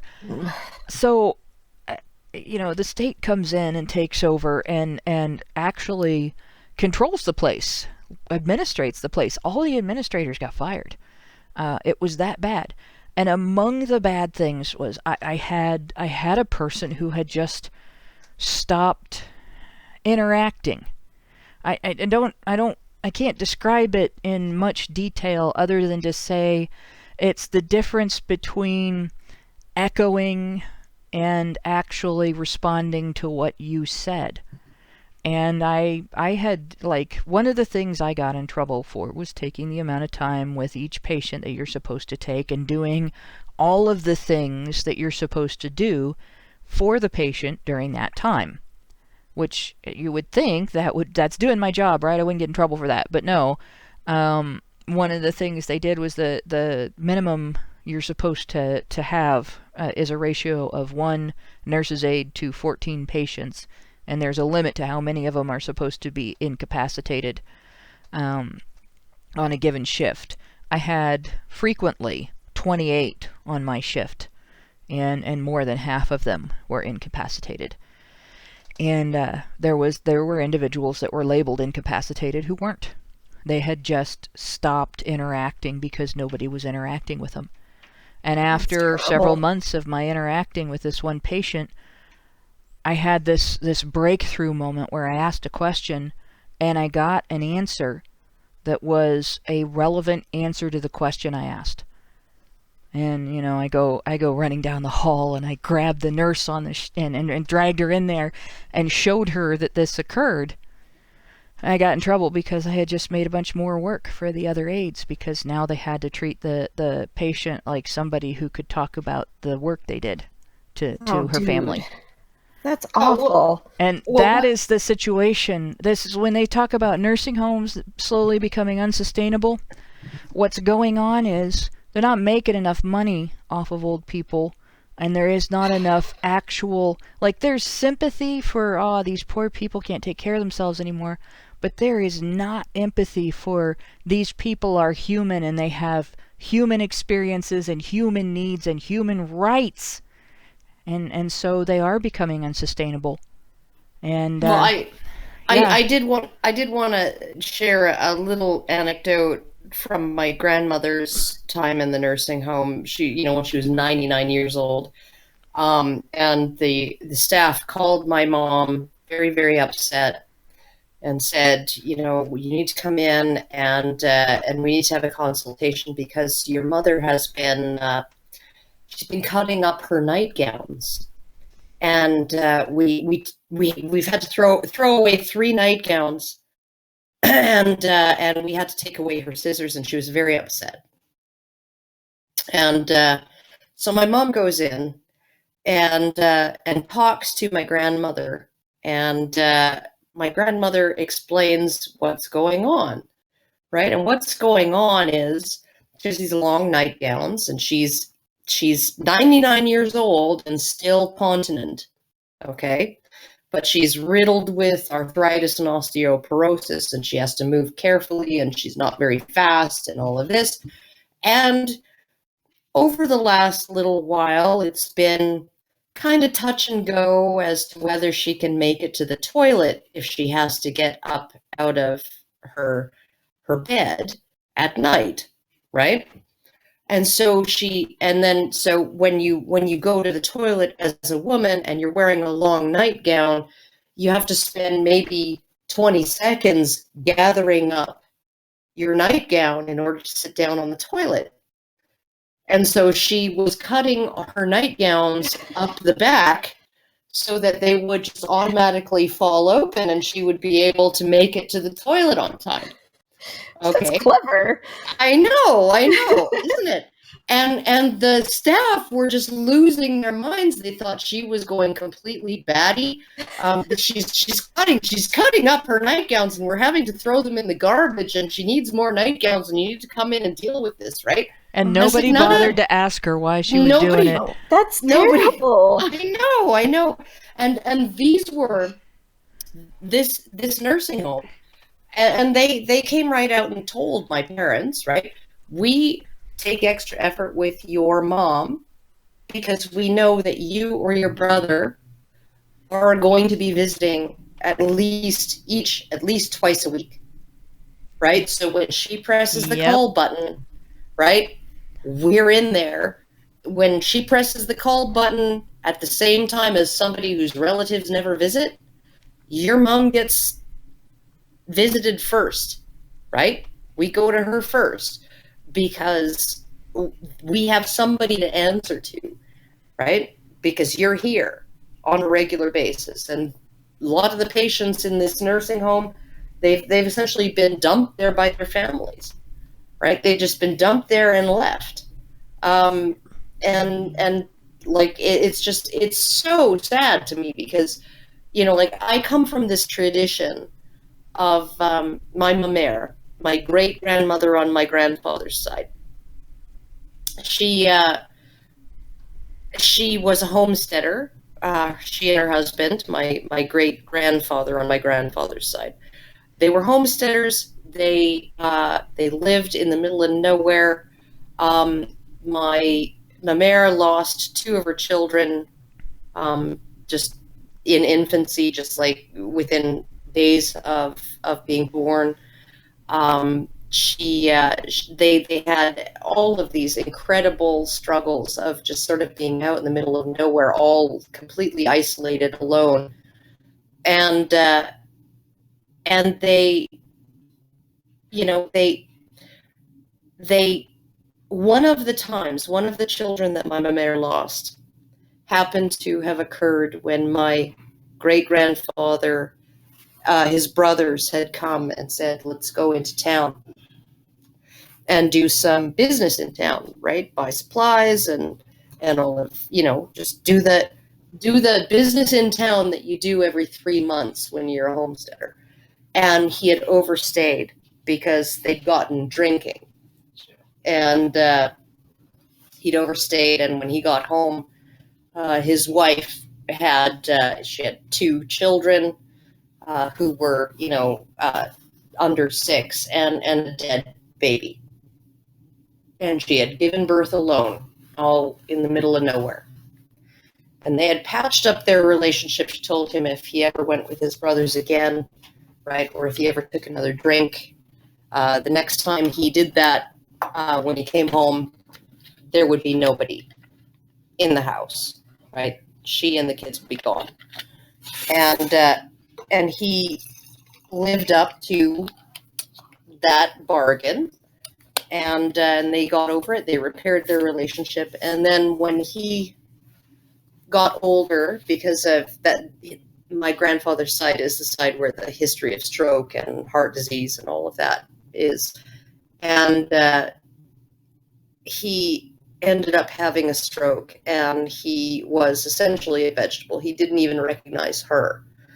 And she lived in Spruce Grove, which is about 20 minutes outside of Edmonton, outside of sort of the west end of Edmonton. And he was at the Misericordia Hospital in long-term care, and she was living with my grandparents, and she had a wooden leg at this point because she had diabetes and she had to have a leg amputated.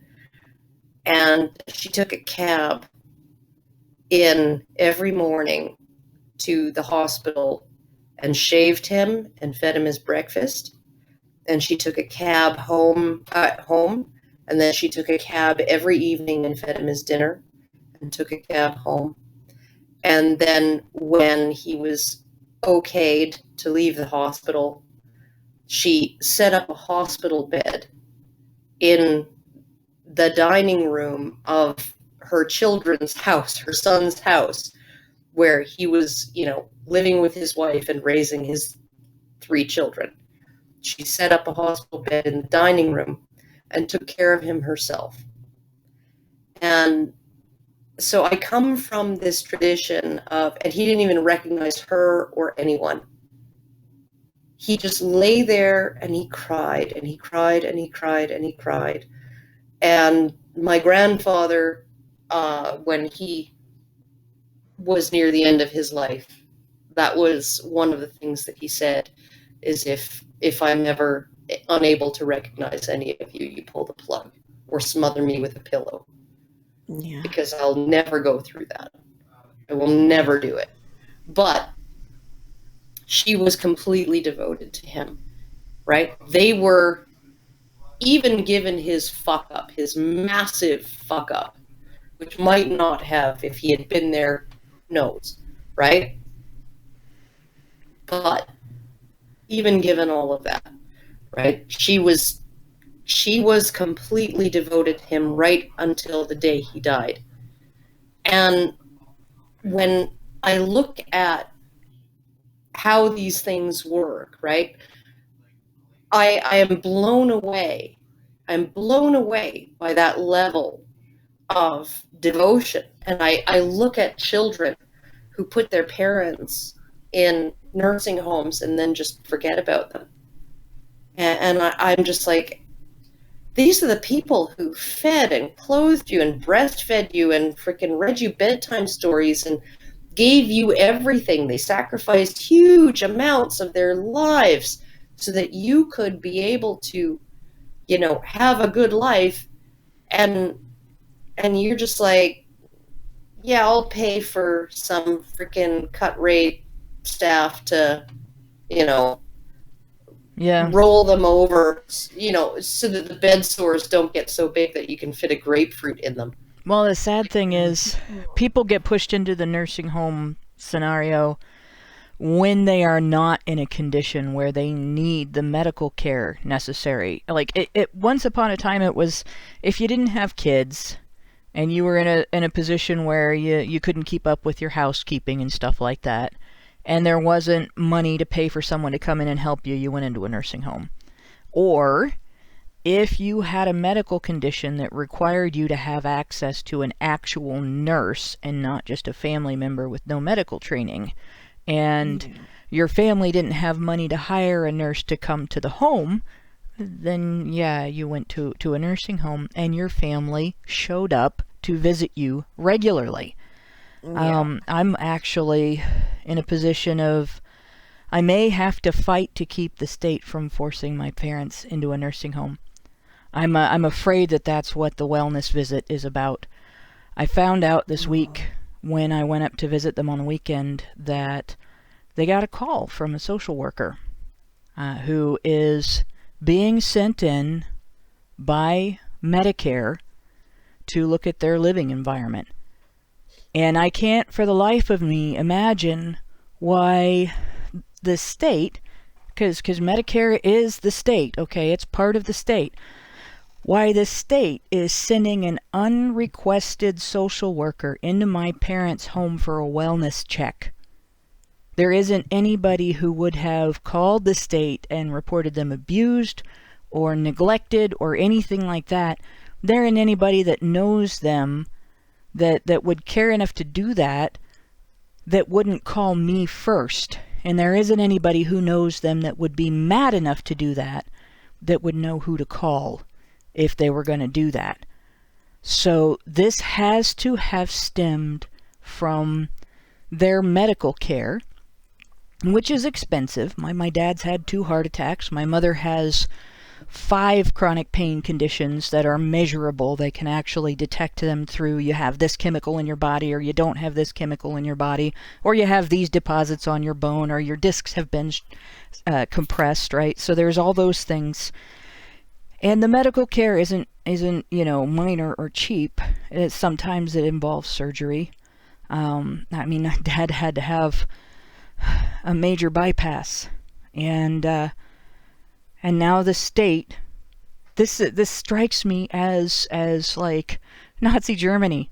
The state is coming to their house. Their state is sending a representative to their house.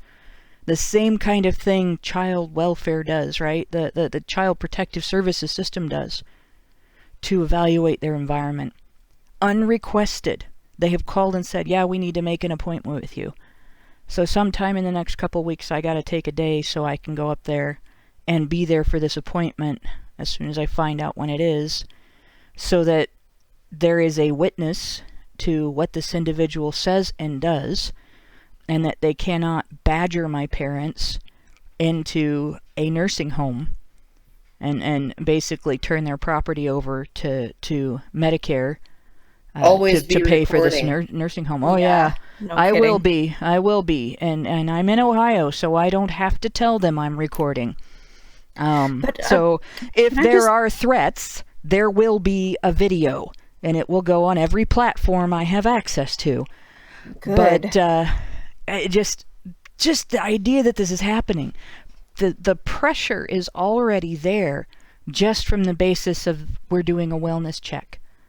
I mean, how can you imagine how scary that would be in your 70s to have someone come in, call your house, we're going to check on you and see if we can justify forcing you into a nursing home by saying you can't take care of yourself.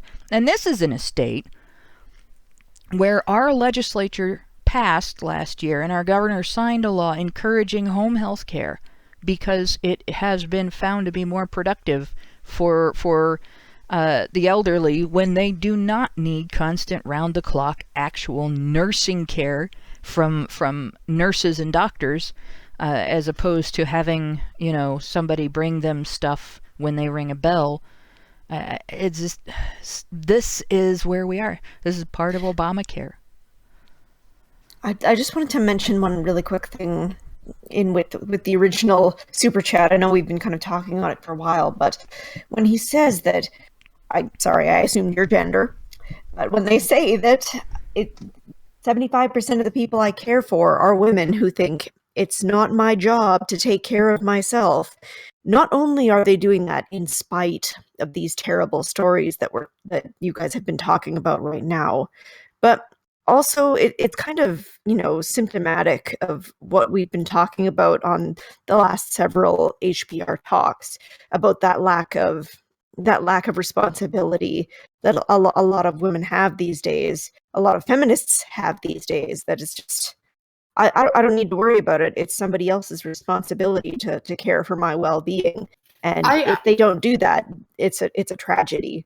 Honestly, I think the best thing that we could do for girls, because here's the thing, right? Like 100 years ago, girls had responsibilities. They had chores to do. They had, they would get up at 4 o'clock in the morning and milk the freaking cow, right, before breakfast. And, maybe they'd be able to attend school if there weren't too many things to do around the house, right?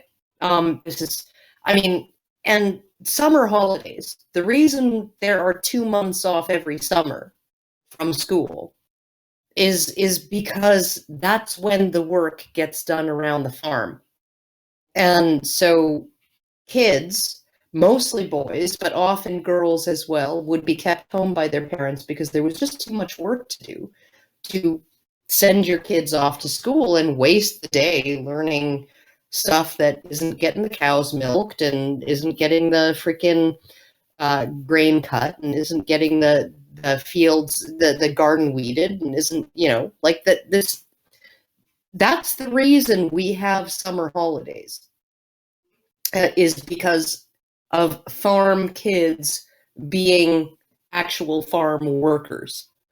And so when you look at like how girls lived back then, yes, it was definitely tougher for boys in terms of the types of work that they were expected to do compared to girls, right? But girls would be baking biscuits, right, for the whole family. A 12-year-old girl would be expected to bake biscuits and cook bacon and do all of this stuff so that when the guys came in for breakfast, after already putting in 2 hours of work, right, they had something on the table, right? That's what, so when you're looking at where we are now, in terms of girls, honestly,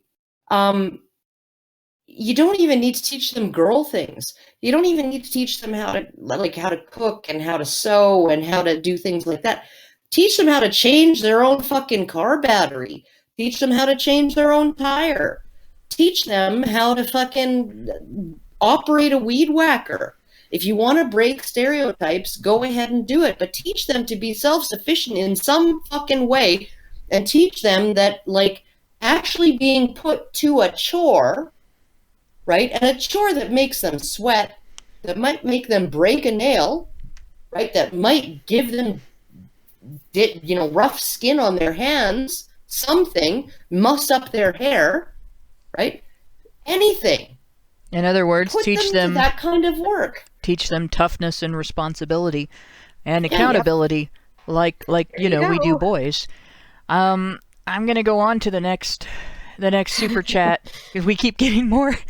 Doug, formerly known as Censor, gave us $5 and said, "Clearly, we need more helicopters. Helicopter rides, anyone?" Exploding Prinny gave us $5 and said, "Remember when Goofy used to sing 'The World Owes Me a Livin''? Were we supposed to agree with him, dude?" You remember when Wimpy used to say, "I will gladly pay you Tuesday for a hamburger today." Yes. Oh my gosh. French Honey Badger gave us $2 and 5 helicopters. A bunch of 6 helicopters. 5 helicopters. Yes, and 5 helicopters. Cyberberserk gave us sex. So we've had our sex for the night. He gave us 100 sex. Thank you, 100 Cyberberserk. sex? Yes. Oh my goodness. Oh, I am never going to get tired of that joke. I used to be like, "Hey Jack, come up and pick up your dirty clothes," and he'd yell "sec," and I'd be like, and he's like 9, right? And I'm like, "You've had too much sex already." Cyberberserk says, "How come every young girl calls herself feminist and almost none anti-feminist? How do we red pill young women? Secret training camps in the Canadian and Swedish woods?" The answer is we don't. They will be red pilled as they get older. Most feminists are young. Most feminists grow out of it, and the reason they grow out of it is because they encounter real life and things happen to people they care about, and they realize that feminism is bullshit. A lot of this happens in school. Yep. So they haven't encountered real life. Red pilling. They will grow out of it.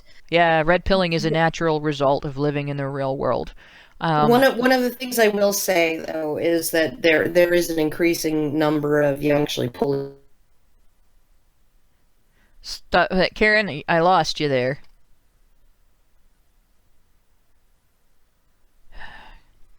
Actually, I lost everybody. Don't know if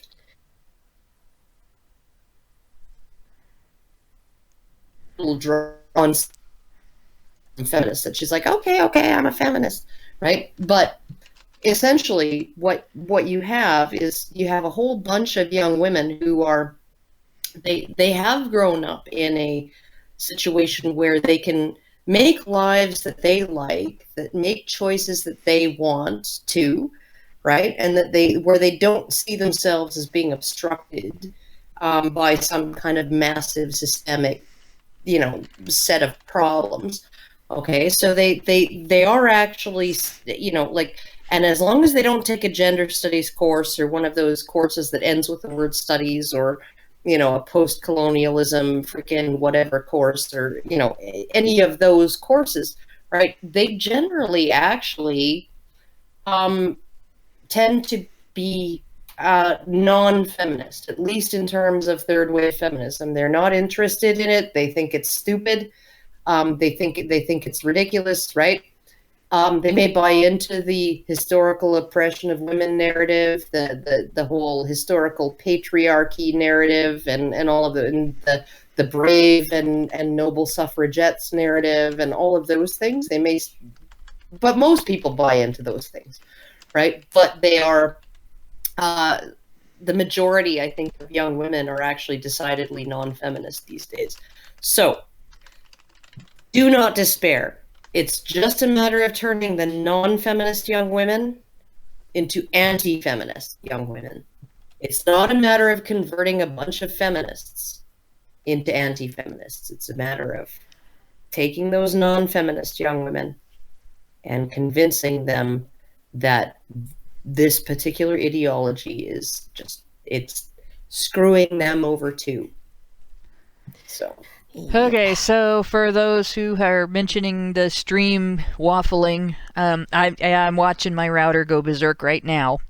So hopefully you can hear this, but it's an internet connection issue, and it is from the outside. It is not something I have any control over.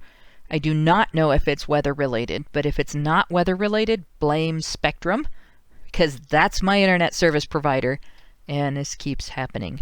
And according to them, they're all feminists. According to them, it's not happening, so they don't have to do anything about it. Just saying.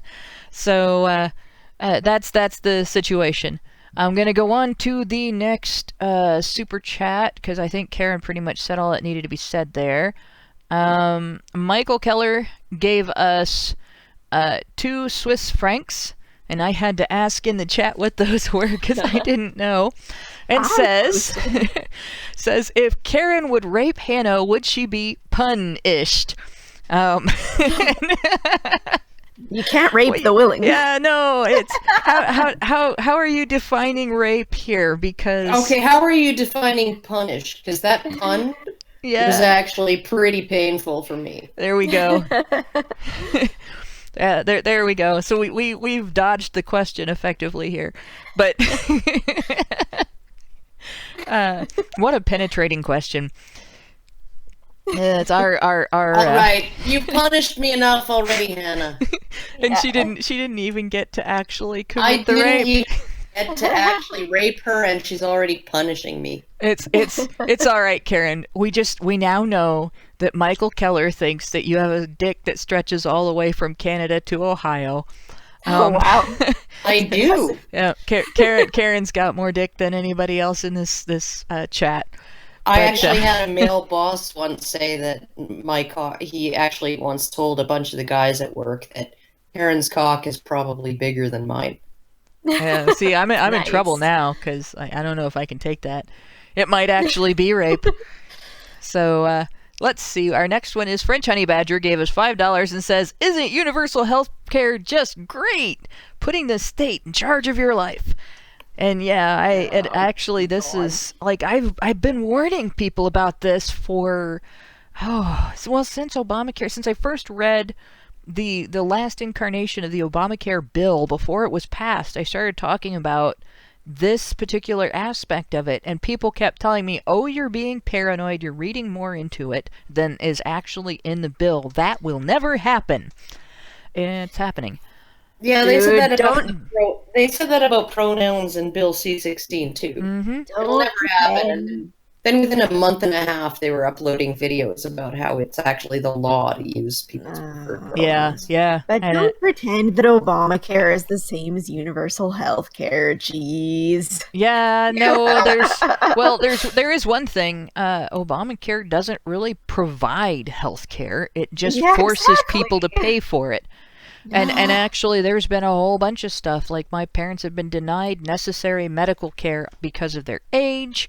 It's like all kinds of stupid shit has happened because of Obamacare that I'm really pissed off about, and I could do a whole show on that, but it's not our it's not our format. So, I mean, there are some men's issues involved in it, and part of the reason my dad's still working is because of this. But instead of him being retired, but yeah, I could go on all night. Akitas gave us $10 and says, to clarify, I worked at a hospital and I'm talking about women 20 to 50 years old with minor pain. I guess my message is stay healthy and keep your independence no matter what it takes. I agree. And I've run into the same thing. And I usually do my research before I even go into the doctor's office so I can ask intelligent questions, and my doctor likes that. And I trust the doctor to give me good advice because he's a doctor, but I still do my research, and that is why I did not take away my son's right to make his own decisions, for instance, on circumcision. And it's not a decision I made unilaterally. My husband and I talked about it, and it was something that, upon doing the research, we figured out that in that particular instance, we were not being given the best advice by some of the medical professionals we talked to. But our family doctor, who said this isn't necessary and it's a decision that is up to the family, was at least right about the this isn't necessary part. So I mean, it is important to keep your independence, and part of that is doing your own research and garnering an understanding of what you're talking about with your doctor. Because even doctors make mistakes. Even doctors get information that sounds right to them that isn't. And even doctors can become invested in an idea for financial reasons and convince themselves that it's a good idea when it's not. So that's a good message. Let's see, and the last one we have is French Honey Badger gives us $2. Medicare, Medicaid, and VA are localized healthcare. Yeah, they really are. They're not universal. They're you got Medicare is only for old people. Medicaid is only for poor people and the disabled, and the VA is only for veterans. Excuse me. So each one is a double-edged sword. It would really not be a good thing if there wasn't health care available for the elderly.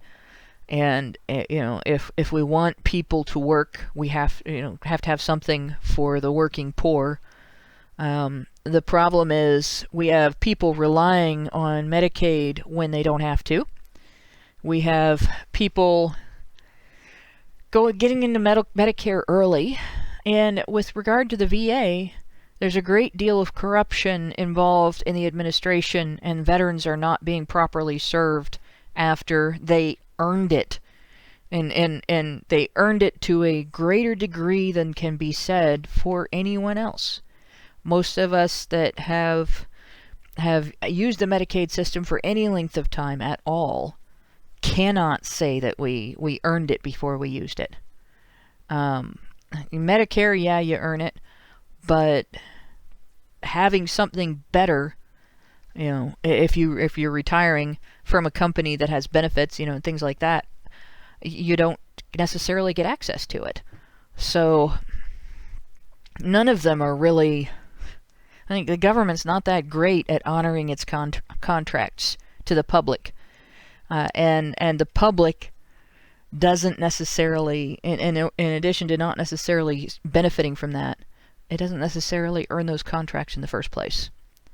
Let's see. Hoki Bukisa gave us $5 and said, agreed, Prim, single payer and only paying 70% Japan can work out. You just can't make it free.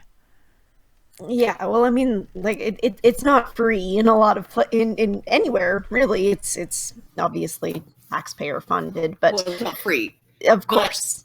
But well, Alberta when I was a kid, Alberta experimented with user fees.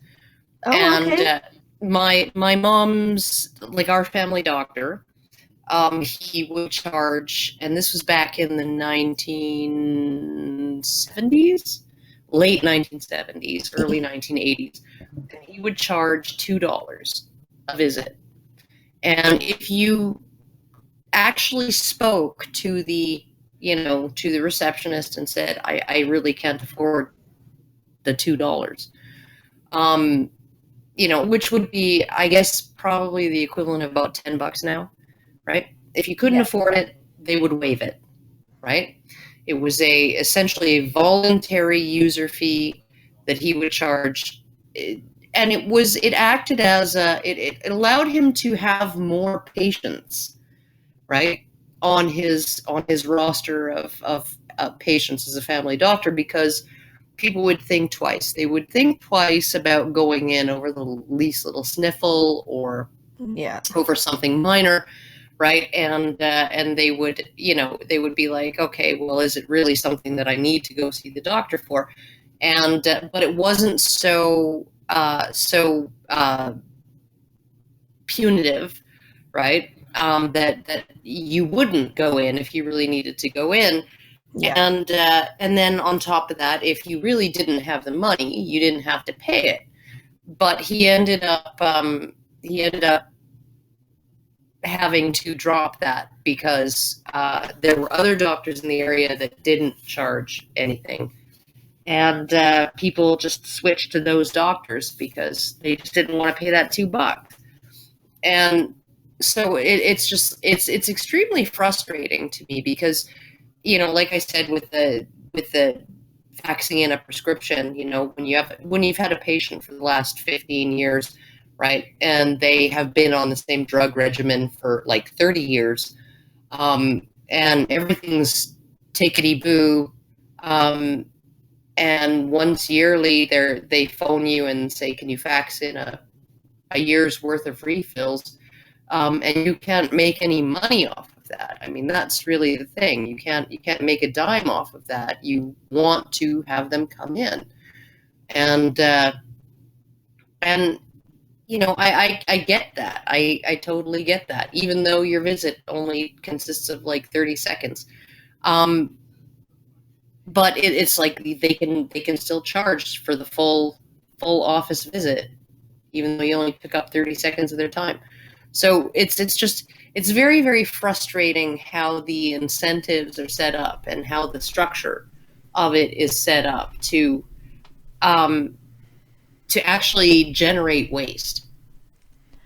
Well, and this sort of plays into what French Honey Badger said in the next super chat. He gave us $5 more and said, if the state wasn't cartelizing the healthcare industry, we wouldn't need those programs. And well, that is a good point. I would also say, if the state didn't have the healthcare industry on a slow intravenous drip of state funding, we probably wouldn't see the degree of expense we see. And this is something that I don't know if the problem is the same in Canada as it is in the US, but our expensive healthcare is made so by a combination of state funding that pretty much creates a system of get people in no matter what, get as many tests in as you can, get as much money out of squeeze as much money out of the patient as you can. The way insurance companies handle medical treatment and have handled medical treatment, and the liability issue that leads to patients having to see specialists for things that their GPs could actually take care of. So you have a situation where not only are you paying your facility or your physician more money for the services and being sent to receive services that may be not necessary, but you're also, and you also have the test for everything, because if you miss something you might get sued. So you got that going on, and then you also have you can't pay your GP $50 to order a test. You have to go pay the specialist $150 to order the same test, and it doesn't matter whether you knew ahead of time that was what you were going for or not. That's what you got to do. And so healthcare becomes a lot more expensive. And then the other end of it is, you can't just get the test done in the doctor's office necessarily anymore either. You have to go to a specialized facility. I had to go to a specialized facility the last time I had to go get my boobs put in a vice grip so they could get looked at by an X-ray technician. Seriously, they do that? They do that? Oh my God! History? Yeah. Oh, okay. So if you have a family history, I guess. Yeah, I have a family history of just random cancers. Okay, because I don't have a family history of that, and so they were like, yeah, no, we don't. But even if I didn't, going in for you have to have it. You're supposed to have it at certain points in your life, right? You're supposed to have the mammogram at certain points in your life. You can't have it done at a physician's office. A physician doesn't even have a machine for it anymore. You have to go to a lab.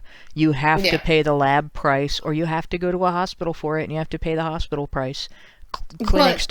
Ordinary clinics don't do it anymore.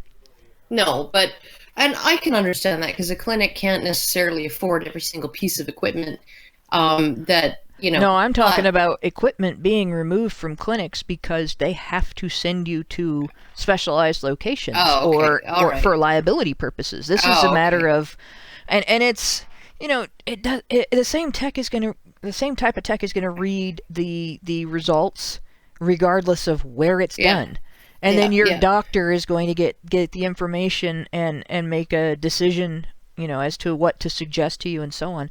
And this is all. It's all this driven by this liability thing, and to be honest, that's driven by women's sense of fairness. Well, in Canada, if you don't have a family history of breast cancer specifically, they tell you don't even worry about mammograms until you're 50. Yeah, well, so I've never had one. Not quite 50, but. No, they say 40 here. And if you have a family history, they get a baseline when you're 18. You know what sounds more effective when you're younger. You know what drove me crazy? Was your kids. Okay, so, that too. But for 2 years, about 2 years ago, for 2 years, I was getting calls from my family doctor. From his office, the receptionist or the nurse or whatever, right? Saying, we need to schedule you for a full physical, right? You should be coming in for yearly physicals, okay? Full, evaluation, everything, right? A body cavity search. Yeah. So finally, I'm like, okay, fuck. I'm getting a call every 2 weeks. For 2 fucking years, I guess I can fucking schedule a physical, right? So I'm 45 at this point, right? And I go in there, and my doctor was not actually, he's a teaching doctor, so he was teaching a class that day. And so his resident was there. And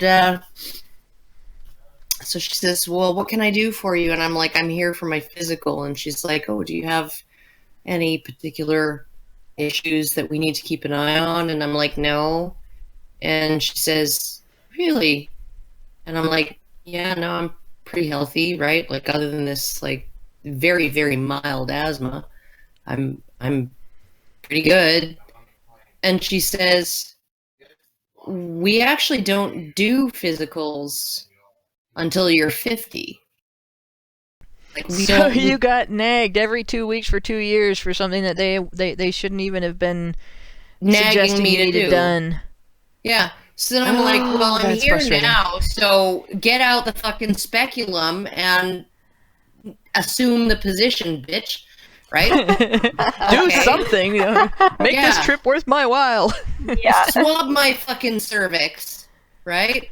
Because Otherwise, why am I fucking... And I'm like, you guys have been calling me for 2 years nonstop.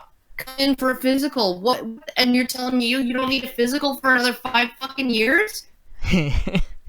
Oh my fucking... Like, this is how fucked up. That's bureaucracy. Yeah. Like, absolutely fucking ridiculous. You know, and it's like... And this was like... I only had this doctor for 2 years, and when I went initially to get this doctor, I sat down with him for a half-hour consultation, gave him my full medical history, had a complete evaluation, everything, right? You know? So it's like not like he'd never given me a physical. So it's like, really? Really? Really? Seriously? Yeah. At least I haven't had to deal with that. You're paying somebody to harass me over the phone. To do something that it's not time to do yet. Yeah, that you're going to say, well, we're not going to do this because it's not time. And it's like, no, you're going to fucking do it. Well, in any case, this is getting us way, way off topic, yes. And to take it back to the topic, it is not that women do not have access to health care. And this is in the United States. Women have access to health care. Women have the capacity to go out and get a job and, get one that has benefits or put away money or get 2 or 3 jobs. I know this because I've done it. There's, I've never really, since the start of my adult life, spent very much time where I only had one job. I guess you could call me a workaholic. I don't know. You could say I've been sleep deprived for 30 years, but this is this idea that having someone else pay for something, and only having someone else pay for something counts as access, is bullshit. Now, if you look at the other end of it, the government doesn't pay for men's health care the way the government pays for women's health care. So if we accept feminist definition of access as reliant on government funding, then they're fighting for reproductive freedom for the wrong people. Yeah, well, okay. Let me just going into Obamacare again, because this was one thing that actually was one of the first things that was pointed out with Obamacare, is that single men were being charged, or being essentially being forced to pay for maternity, prenatal and maternity expenses. They were that was part of their Obamacare package, right? Is that they are charged just in case this young single man gets pregnant and needs to have a baby. So essentially, but that was non-transferable. So if he had a girlfriend that he got knocked up, he couldn't transfer it over to her. He couldn't transfer it over to her. Because the benefits were actually already being divided up among all of the women recipients of Obamacare. This is another thing. Men disproportionately pay into the system that feminists depend on to fund all of these services that they demand for women. Men disproportionately, particularly single men who do not have children, men who do not have dependents, men who should not have any responsibility for anyone but themselves, pay disproportionately into these systems and disproportionately are denied any benefit from them. So, like I said at the beginning, this is a fallacious appeal to emotion. Oh, the poor women's. Gotta protect the women's.